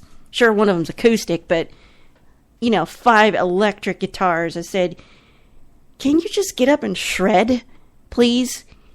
And, my thing is, I love that slide effect on the strings. Mm-hmm. And I said, can you please include that? Because I have a fangirl thing about that. I said, honey, this is Jimmy Church. This is rock and roll. Once again, bless your heart. You've got to melt people's faces off. This is like, think Think about Jimmy on a big black stallion in the desert, and the clouds are forming, and the rock gods are smiling down upon him as he's trekking through the desert on this, and he's got his long hair flowing, like maybe he got his 80s hair back or something. And you got to think epic rock and roll. Get your Jimi Hendrix out and try to channel him, and go for it. And I had to come back and say, look, you wanted my opinion, and you drug me out of bed. You physically pulled me by the hand and drug me out of bed. Now you're going to get it. Okay, so basically, in situations like this, it's hard to, 80s melody, exactly. It's hard for me to, I think at the end of the day, when I hear some criticism, especially from you, I know that it's going to be for the best. I mean, there are times where I just don't want to bend as far as musically, but you were absolutely right in this situation. I could see the vision. Jimmy is rock and roll. He's all 80s hairband. He's metal. He's thrash. He's what we're not. We are techno nerds, and so we're all synth and keyboard here. We appreciate that stuff. We like our synthesizers. Yes, we're Kraftwerk. Yes, But we grew up in the 80s as well, and so we heard all that stuff. We were Van Halen fans, but it's not what we sit around and listen to, but we can appreciate what he's from, where he's from, what he listens to, what he's into. So at the end of the day, you pretty much nailed what needed to be done. And even though that there's some shredding and some actual guitar work in there, it is still Spaceboy eyes. It still has that Spaceboy feel to it. It's got the electronic techno near the end, especially where it trails off. Yeah. So when I look back upon finishing that particular piece of music, it's always nice because my main concern when I wrote that piece of music is that will it stand the test of time being on Jimmy's show? I was worried from a techno-sexual he plays it all the way from the classical piece, the whole classical piece through, doesn't he? Mm-hmm. So it's nice to see that the music worked out and it rocks. I mean, when you listen to it, I enjoy sometimes the first Twitter of the night that I get is usually from Les. Sometimes I'll listen just for that. See, you're whispering again into the microphone. Sometimes I like to not whisper in the microphone. Well, these are things I didn't want revealed, but yeah, I do get a thrill when I hear that. And then when you wanted to revamp the intro to this show, I said, okay, let's put a little of your... I've been trying to encourage him to do more guitar, actual playing and actual guitar. Because he has them. Well, in that situation when I did the Fade or Not One, which incidentally I named it Fade or Not One. And it is the funny part about this, it's my ringtone when my dad calls. So it's out there just like the Starbucks. You just have to look left of the Mocha Frappuccino. So that was a thrill. The fact is that Jimmy is, like I said, a righteous dude, and he is. He has been the nicest person I've met in this medium, and once again, he's even called my music unique. And at first, I didn't know what to take of that, but unique could go either way. It could go either way, but it's a neutral way to get around not having to say it's good or bad. I guess that's the California way of saying, "Oh, bless your heart." That's unique.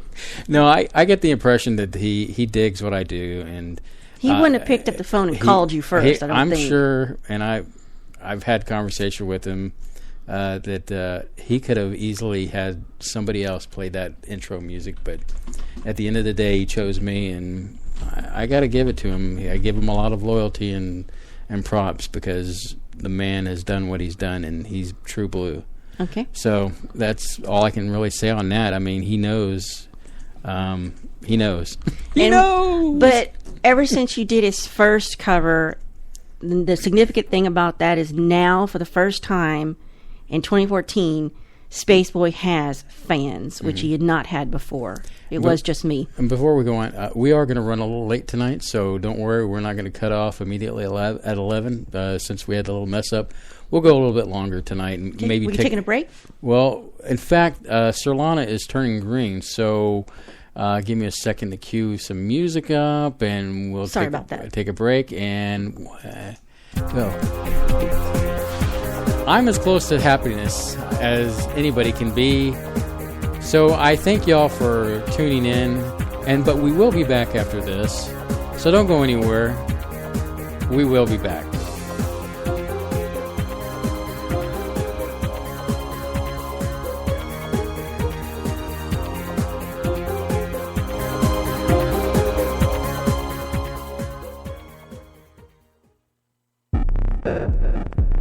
You're listening to Spaceboy Universe, the #1 broadcast for robots. They say in space, no one can hear you jam. But that has all changed when Spaceboy dropped his latest release digital. Get your copy now on spaceboymusic.com.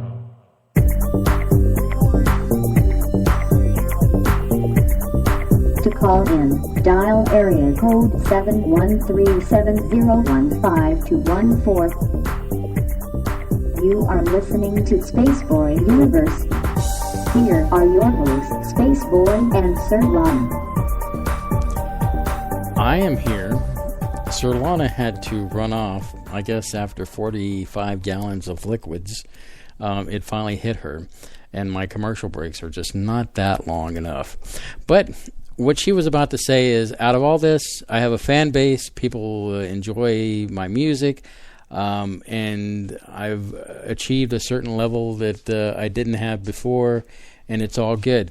So I would like to do at this point, since we pretty much covered the Spaceboy thing, if there's anybody who wants to call in, 713-701-5214, we'd like to talk to you. You don't even have to talk about Spaceboy music. I think not at all. it's. Let me pipe you back up. Oh, that's fine. I'm so sorry about that. I already explained to our audience that you pretty much had 45 gallons of liquids. I had to go like a Russian racehorse, basically. Yeah. So, 713-701-5214 is the Spaceboy Universe hotline, and if you want to give us a call, say howdy. That would be great. We're keeping the lines open a little bit longer. I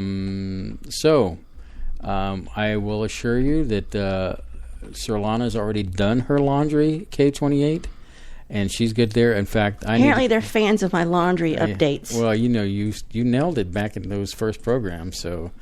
and Circus Peanuts. They're fans of Circus Peanuts. Yes, laundry. Tomorrow we're going to the store, K28, and we will pick up a bag of Circus Peanuts. We're going to brave the savage winds and rain. It shouldn't be too bad. We'll get in there and get out. No, that's when it all goes down tomorrow morning. Mm-hmm.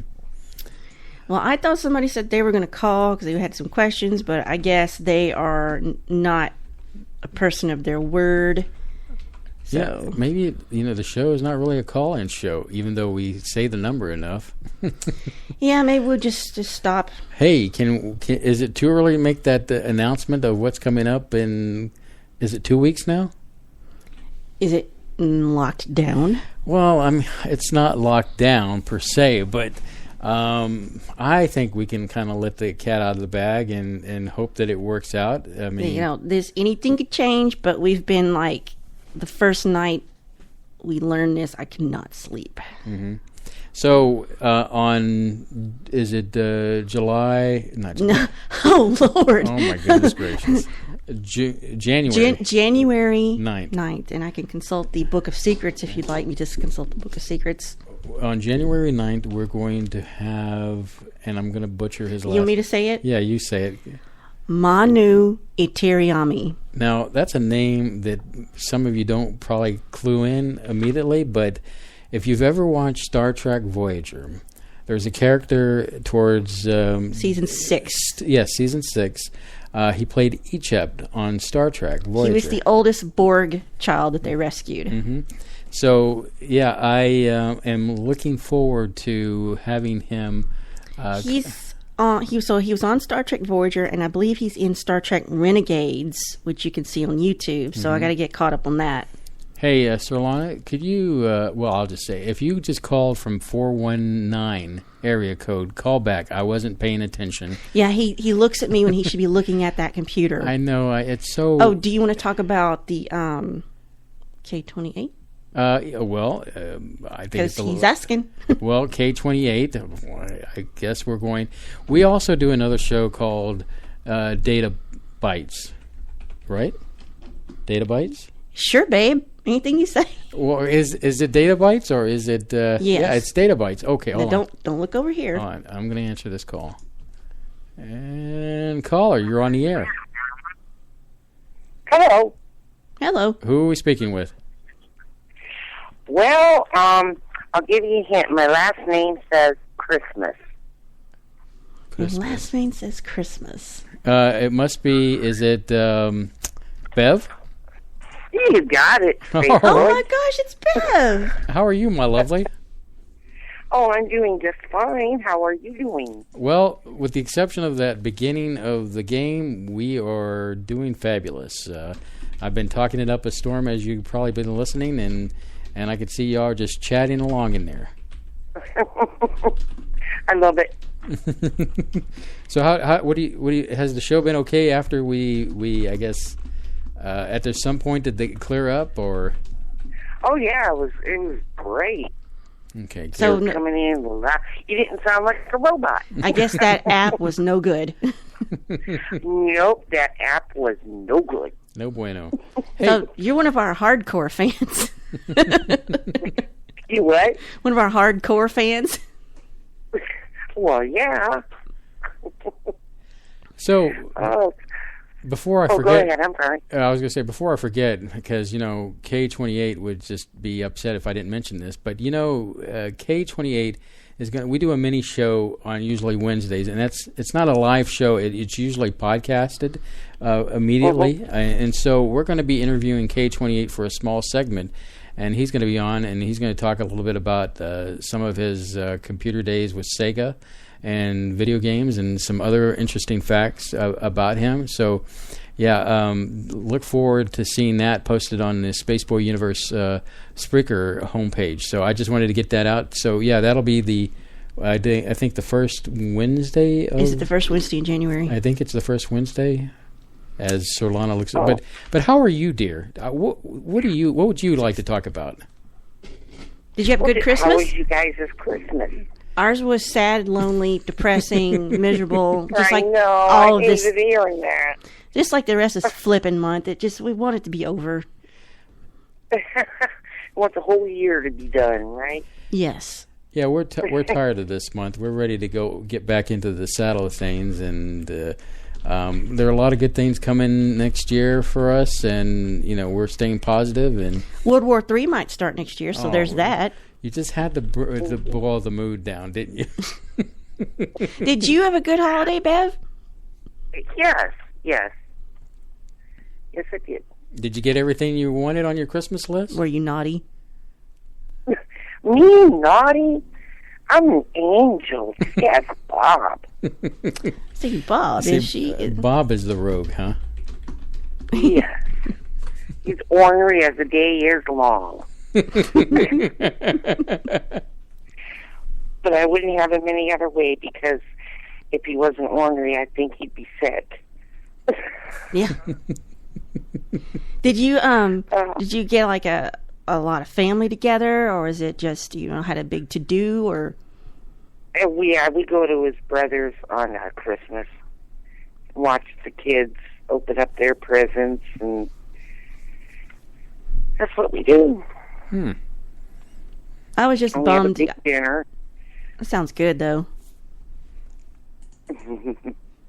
I'm so sorry you guys had a terrible Christmas. Well, I mean, it's not like we're still alive. We're still alive. We still have incomes. We still have a house over our head, and everything's okay. It's just sort of like a bummer because I don't have my dad here. He's in California, and I can't get to there, and he can't get to here. And then I have not to put my job down. It's not been great, but it's a living, and we're both Yeah. kind of just had enough of that, Aw. So yeah, this was the first year. Well, the previous, we've kind of went through cycles. The previous year, we did put up a tree. This year, we didn't put up a tree. We didn't put any lights up. This month was like just about any other month. Just a normal day. A normal day, and in the universe, and I don't want people to cry for us or anything, but Look, it could be a lot worse. We could be living homeless under a bridge. I mean, you in count a your van blessings. down by the river. Yeah, true. So we can't put up a tree because we have 2 cats. Oh, no. I did get to see some videos online where people were showing with their cats attacking the tree. Yeah. I could just... this one cat we had when we lived in Fostoria, he literally attacked our tree and knocked it over. So, and I told Bob, I said, we got these 2 cats, we're not putting any tree up. Because I could not go through cleaning up that mess again.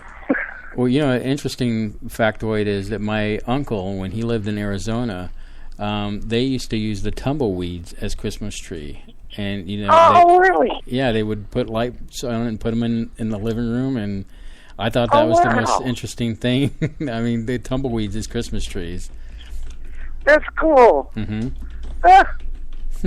That is wild. I would have never thought of that. But living in Arizona, right? Why not? It's a natural Christmas tree for them, right? It is. Did you know, Bev, that in Japan, they don't celebrate Christmas, it's not their culture, but on December 25th, they'll all go to a KFC because in 1974, KFC came in and said, hey, on the 25th, we'll give you this really good low-priced meal deal. So they all run and get fried chicken. Oh, no. I never knew that. I when I heard her tell me that, I was like, "You got to be crazy." Yeah, I've never heard of that. But and you know about Krampus? We've all heard about Krampus, right? It's oh yeah, he's the kind of like the Grinch for bad kids. It's in Austria, Romania, Bavaria, German. Yeah. So we've all seen that, So if you're bad, you don't just get coal, you get Krampus, which sounds like something ladies get, but. If you've ever seen, they have these parades for this, and you can go on YouTube and find it, and it looks like a big marching parade for the band Gwar. It's the craziest thing I've ever seen. Robert's saying that it's the anti-Santa. Yes. It looks like a devil. And another one, I don't know if you've heard of this, Bev, but Catalonia is a strange place. They're really into scatological stuff. They have this little figurine. They have like the nativity, right? Your typical nativity, but behind the little barn set, they'll have this figure squatting down and taking a poop, and they call it the Caganer. So, oh my gosh! So it's a little figurine with their trousers down, pooping, and it's supposed to represent fertility and good fortune for the next year. And they've been doing this for 2 centuries, and they're now doing it with famous people. There's a Barack Obama Caganer. There's there's a Papa Smurf I saw, and it's just, and not only do they do that, but they also have one where they bring a log into the house for the Feast of the Immaculate Conception. It's not the same log that's pooping. Well, it is. They do mean it in both senses. I don't know if you've ever heard of this, Bev, where they feed the log by keeping it. They'll keep it warm under a blanket, and they'll start beating the log until it poops raisins. Okay. Of course, you don't have to load it up. It's for the kids. I don't know why they're so obsessed with poop and that being. I mean, do you think it's because pooping in like cows is fertile? That's like fertilizer. Could be. Is that the craziest thing you've ever heard? That is crazy. Maybe they use their own poop as fertilizer. Oh, Lord. And in the Ukraine, they put fake spider webs on their Christmas trees. And that's a symbol of good luck. It has to do with a legend about a widow not having enough money to decorate their tree or anything else. So the spiders felt sad for her, so they spun webs all over their tree, and it reflected silver and gold and just some crazy things I looked up. So, Bev, when you think about our relationship, Sirlana and myself, now you understand why I married her, because she's so smart over there. I put Googling, I put weird holiday traditions, and then I just copy paste. That's not brain surgery. Well, Bev, is there anything else you want to confess while you're on the line? Any dirt on Bob? Oh, are we in a confessional? Did you have anything it's crazy? It's always a confessional. Did you ever have anything crazy happen to you during the holidays, or funny, or, like you said, a cat got in a tree, or anything crazy like that? No, not really. No. See, that's like me. I didn't have the awesome, interesting, tortured life that Spaceboy had. Well, it wasn't that torturous. I mean, Well, I had the complete opposite life of him. So. That's we're total opposites. But they say opposites attract. That's what he kept saying, yin and yang. He's a ham. He likes to be adored. He wants fan bases and masses, and he's got this ego, and he wants to be in the limelight. And I'm just like, that's nice, dear. Just let me go back and read my book in peace. And I don't want anything to do with any of that. What drives her nuts is that I do this. She tells me something nice like that, Bev, and I respond in my Han Solo way. Yeah, I know. Yeah. That drives me insane. That's got to be a guy thing. Oh, God. Well, Bev, we appreciate you calling in tonight. Well, we appreciate you guys. We appreciate you. Yeah, make sure to give Robert a big hug for us, okay? Okay. I was going to say, I won't give him a kiss from you, Spaceboy. That'd be too weird. It might tickle a little bit with my beard, I guess. Well, that's okay, because he's got a beard, too. So. Oh, okay. Mine's coming in nice. Anyway, we love you calling in, so call in anytime you want. Thank you, Beverly. Okay, well, you guys keep up the good work. We will certainly try. Thank you, sweetie. Catch you on the rebound. Bye-bye. Bye-bye. The only thing we ever did is one time we went to a truck stop for Christmas dinner, except we didn't go in the truck stop. Mm-hmm. We sent somebody in there to get food, and we just ate it in the car. And then picnic by a dumpster in the dead of winter.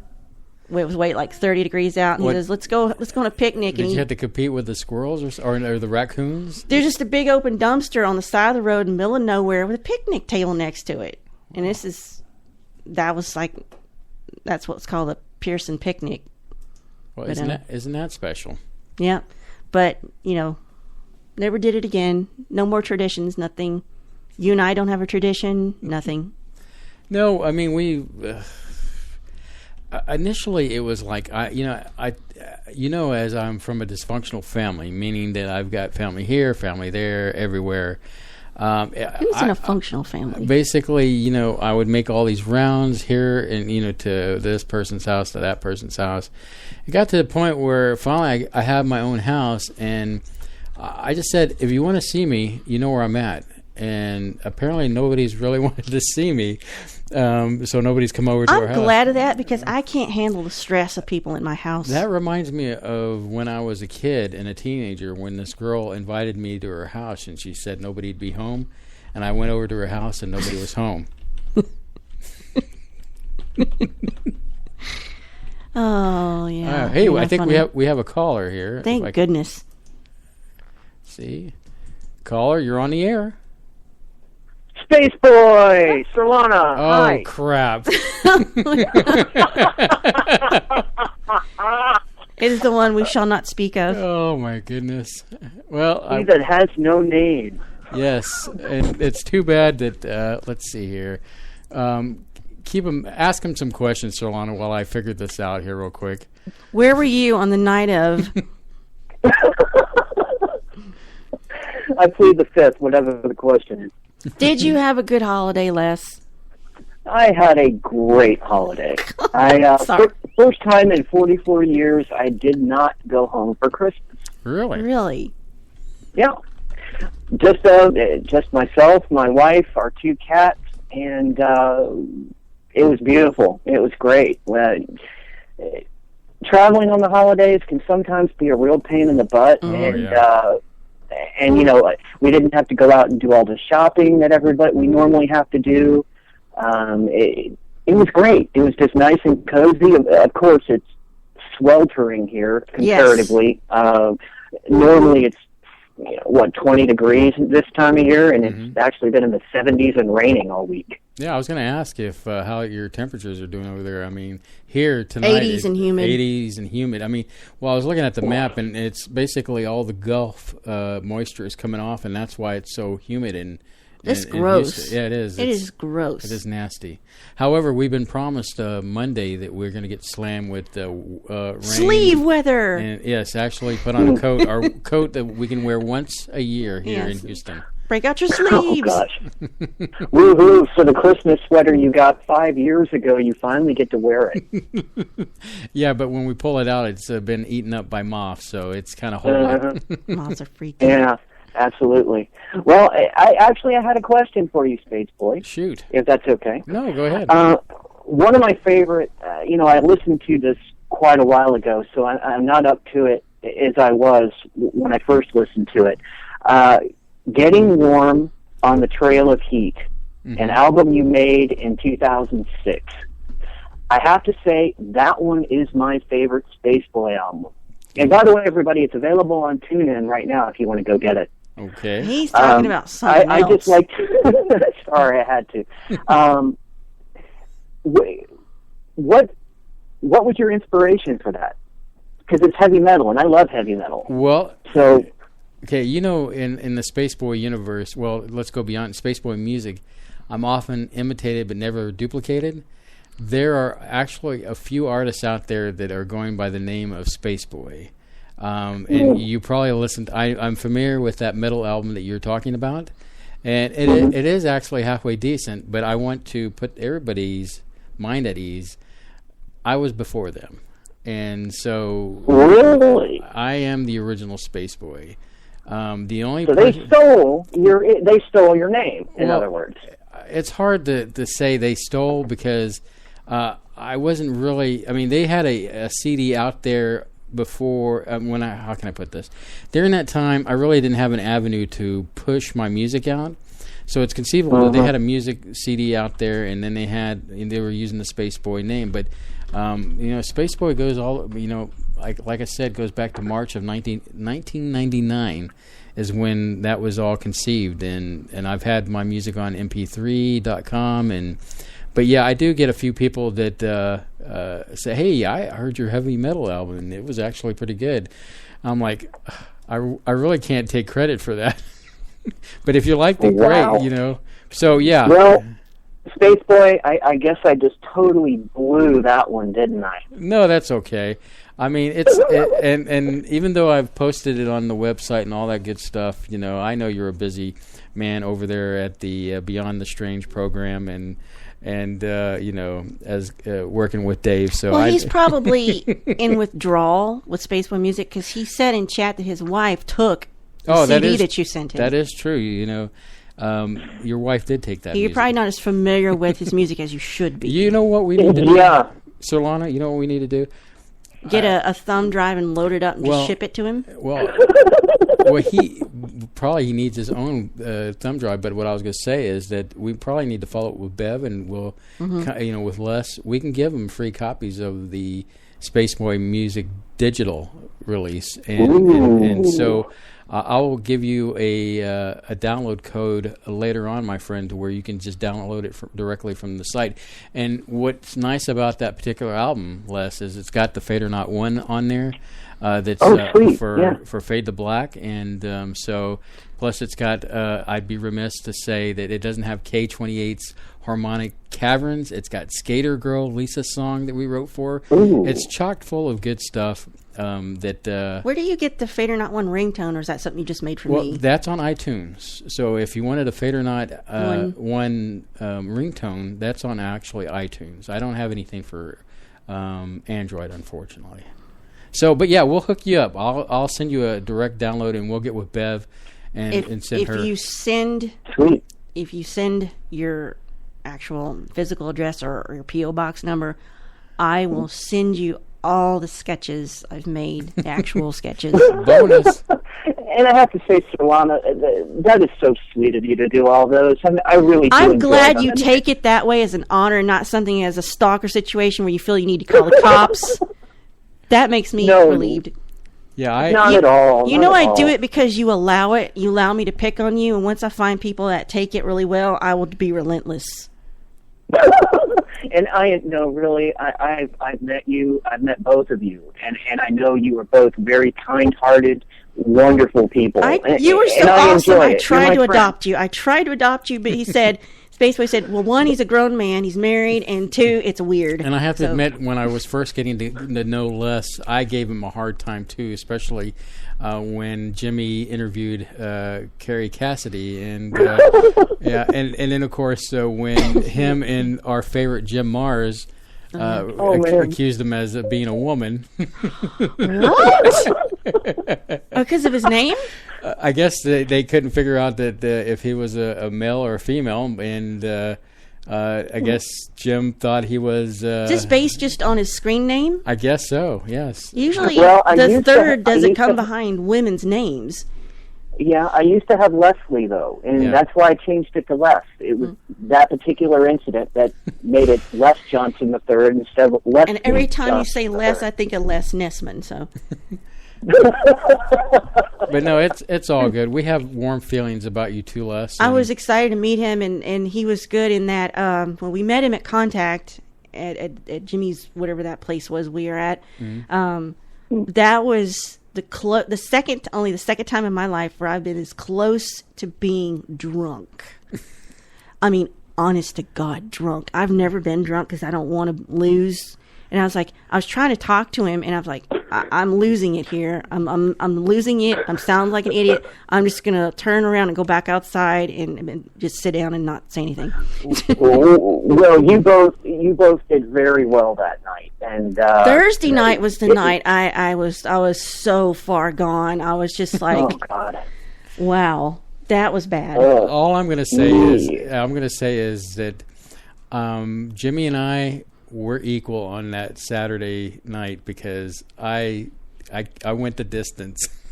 And you did. He still drove us back to that long distance to the hotel, no incident. So. Yeah, well, I mean, I just paced myself, but yeah, and the captain took one, and then I took one. But you were the man that night, dude. I mean, you were. That was just so much fun. That night was absolutely fabulous. Yeah, and you did. Everybody who's listening now, he did go shot for shot with the captain that night. And like I said, I don't even remember the count. I just know that we finished at least a bottle or two down. You know, close the bar down. Yeah, close. They were begging us. They were begging y'all to leave. So. Oh God. You're gonna miss that in 2016.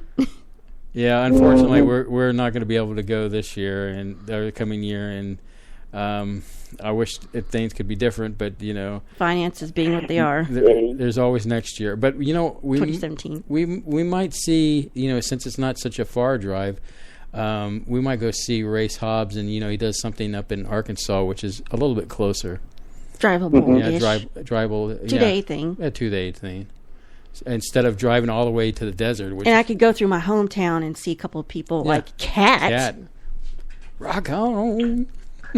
Actually, that was something that's close enough that I thought about going to myself, believe it or not. It's, you know, it would be a day drive versus, you know, a 4-day drive for me on the East Coast. Did you drive it? You didn't drive to Contact this last time. No, not at all. I flew. Not a complete lunatic. I could not have, I would not have made it if I had to drive. If I had to drive in 12-hour increments, it would have taken me 4 or 5 days to get there easily. Yeah, that's a heck of a drive from Houston, let alone all the way from your neck of the woods. It's 930 some odd miles just to get out of Texas.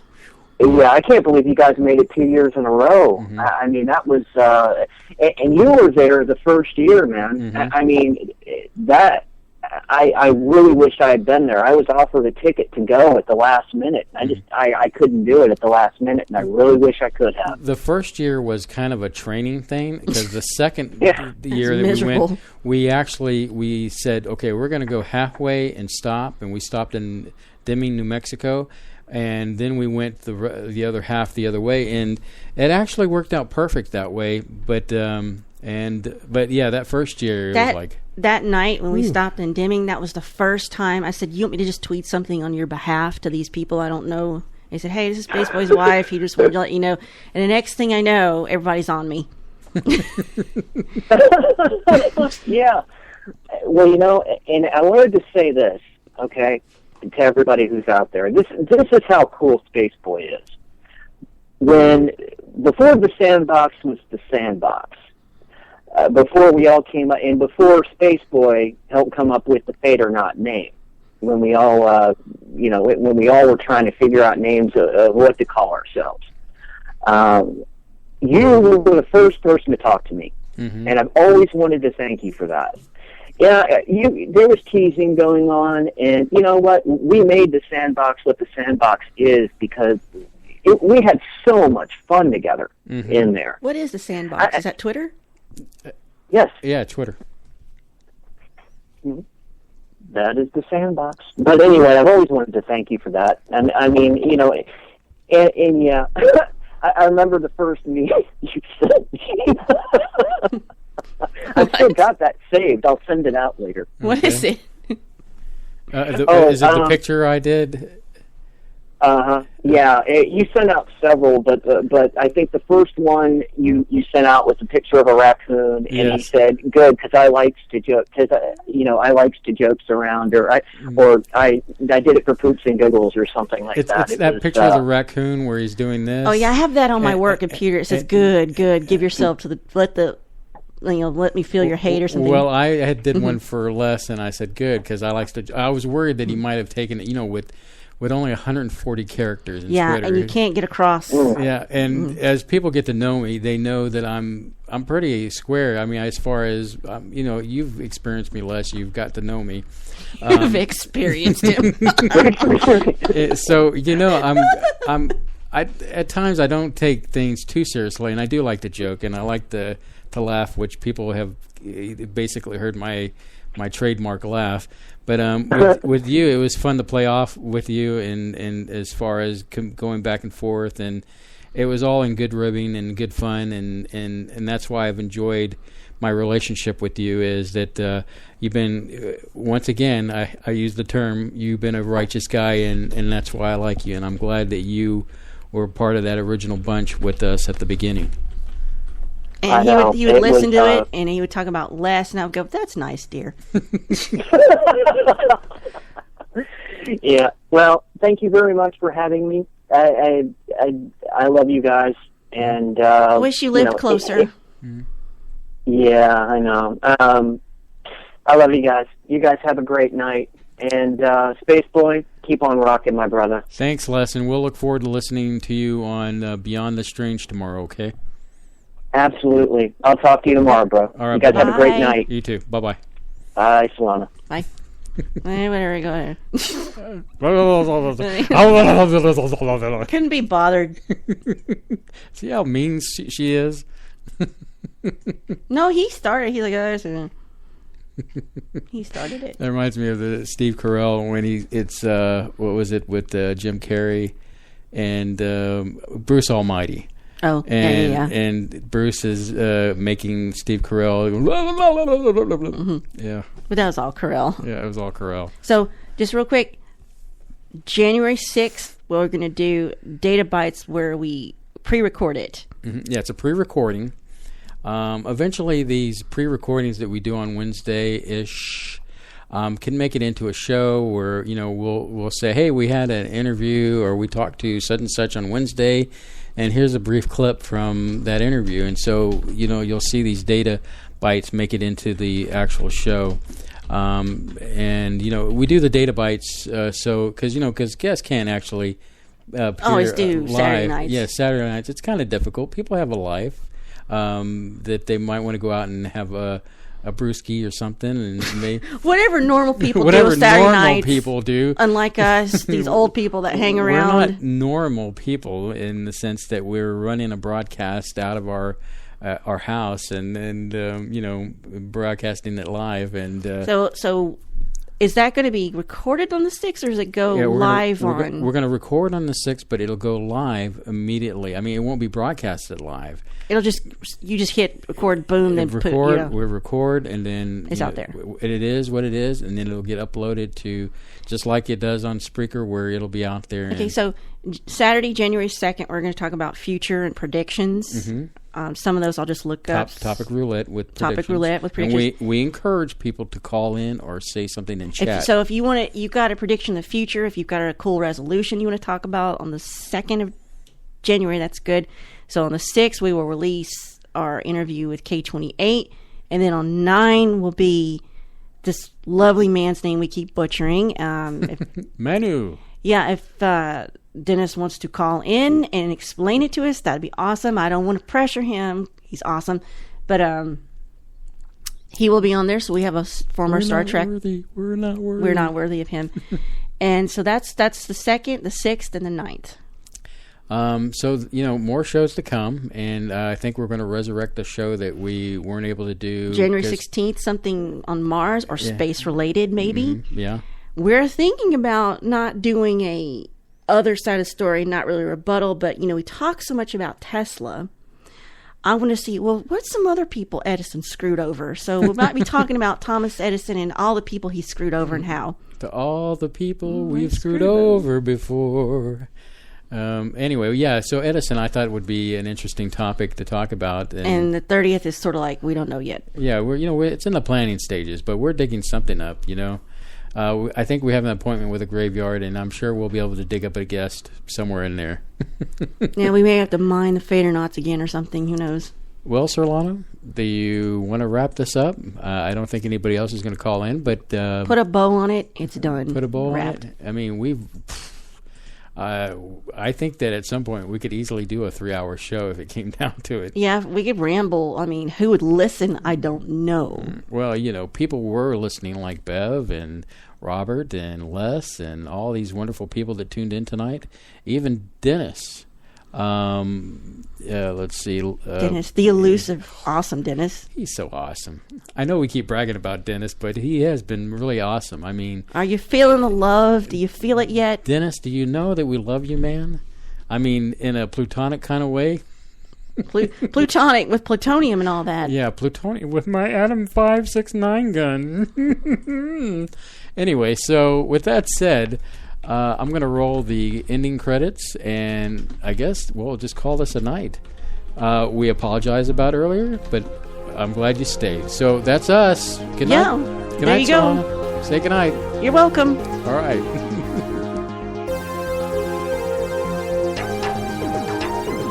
Spaceboy Universe is hosted by Spaceboy and Sir Lana.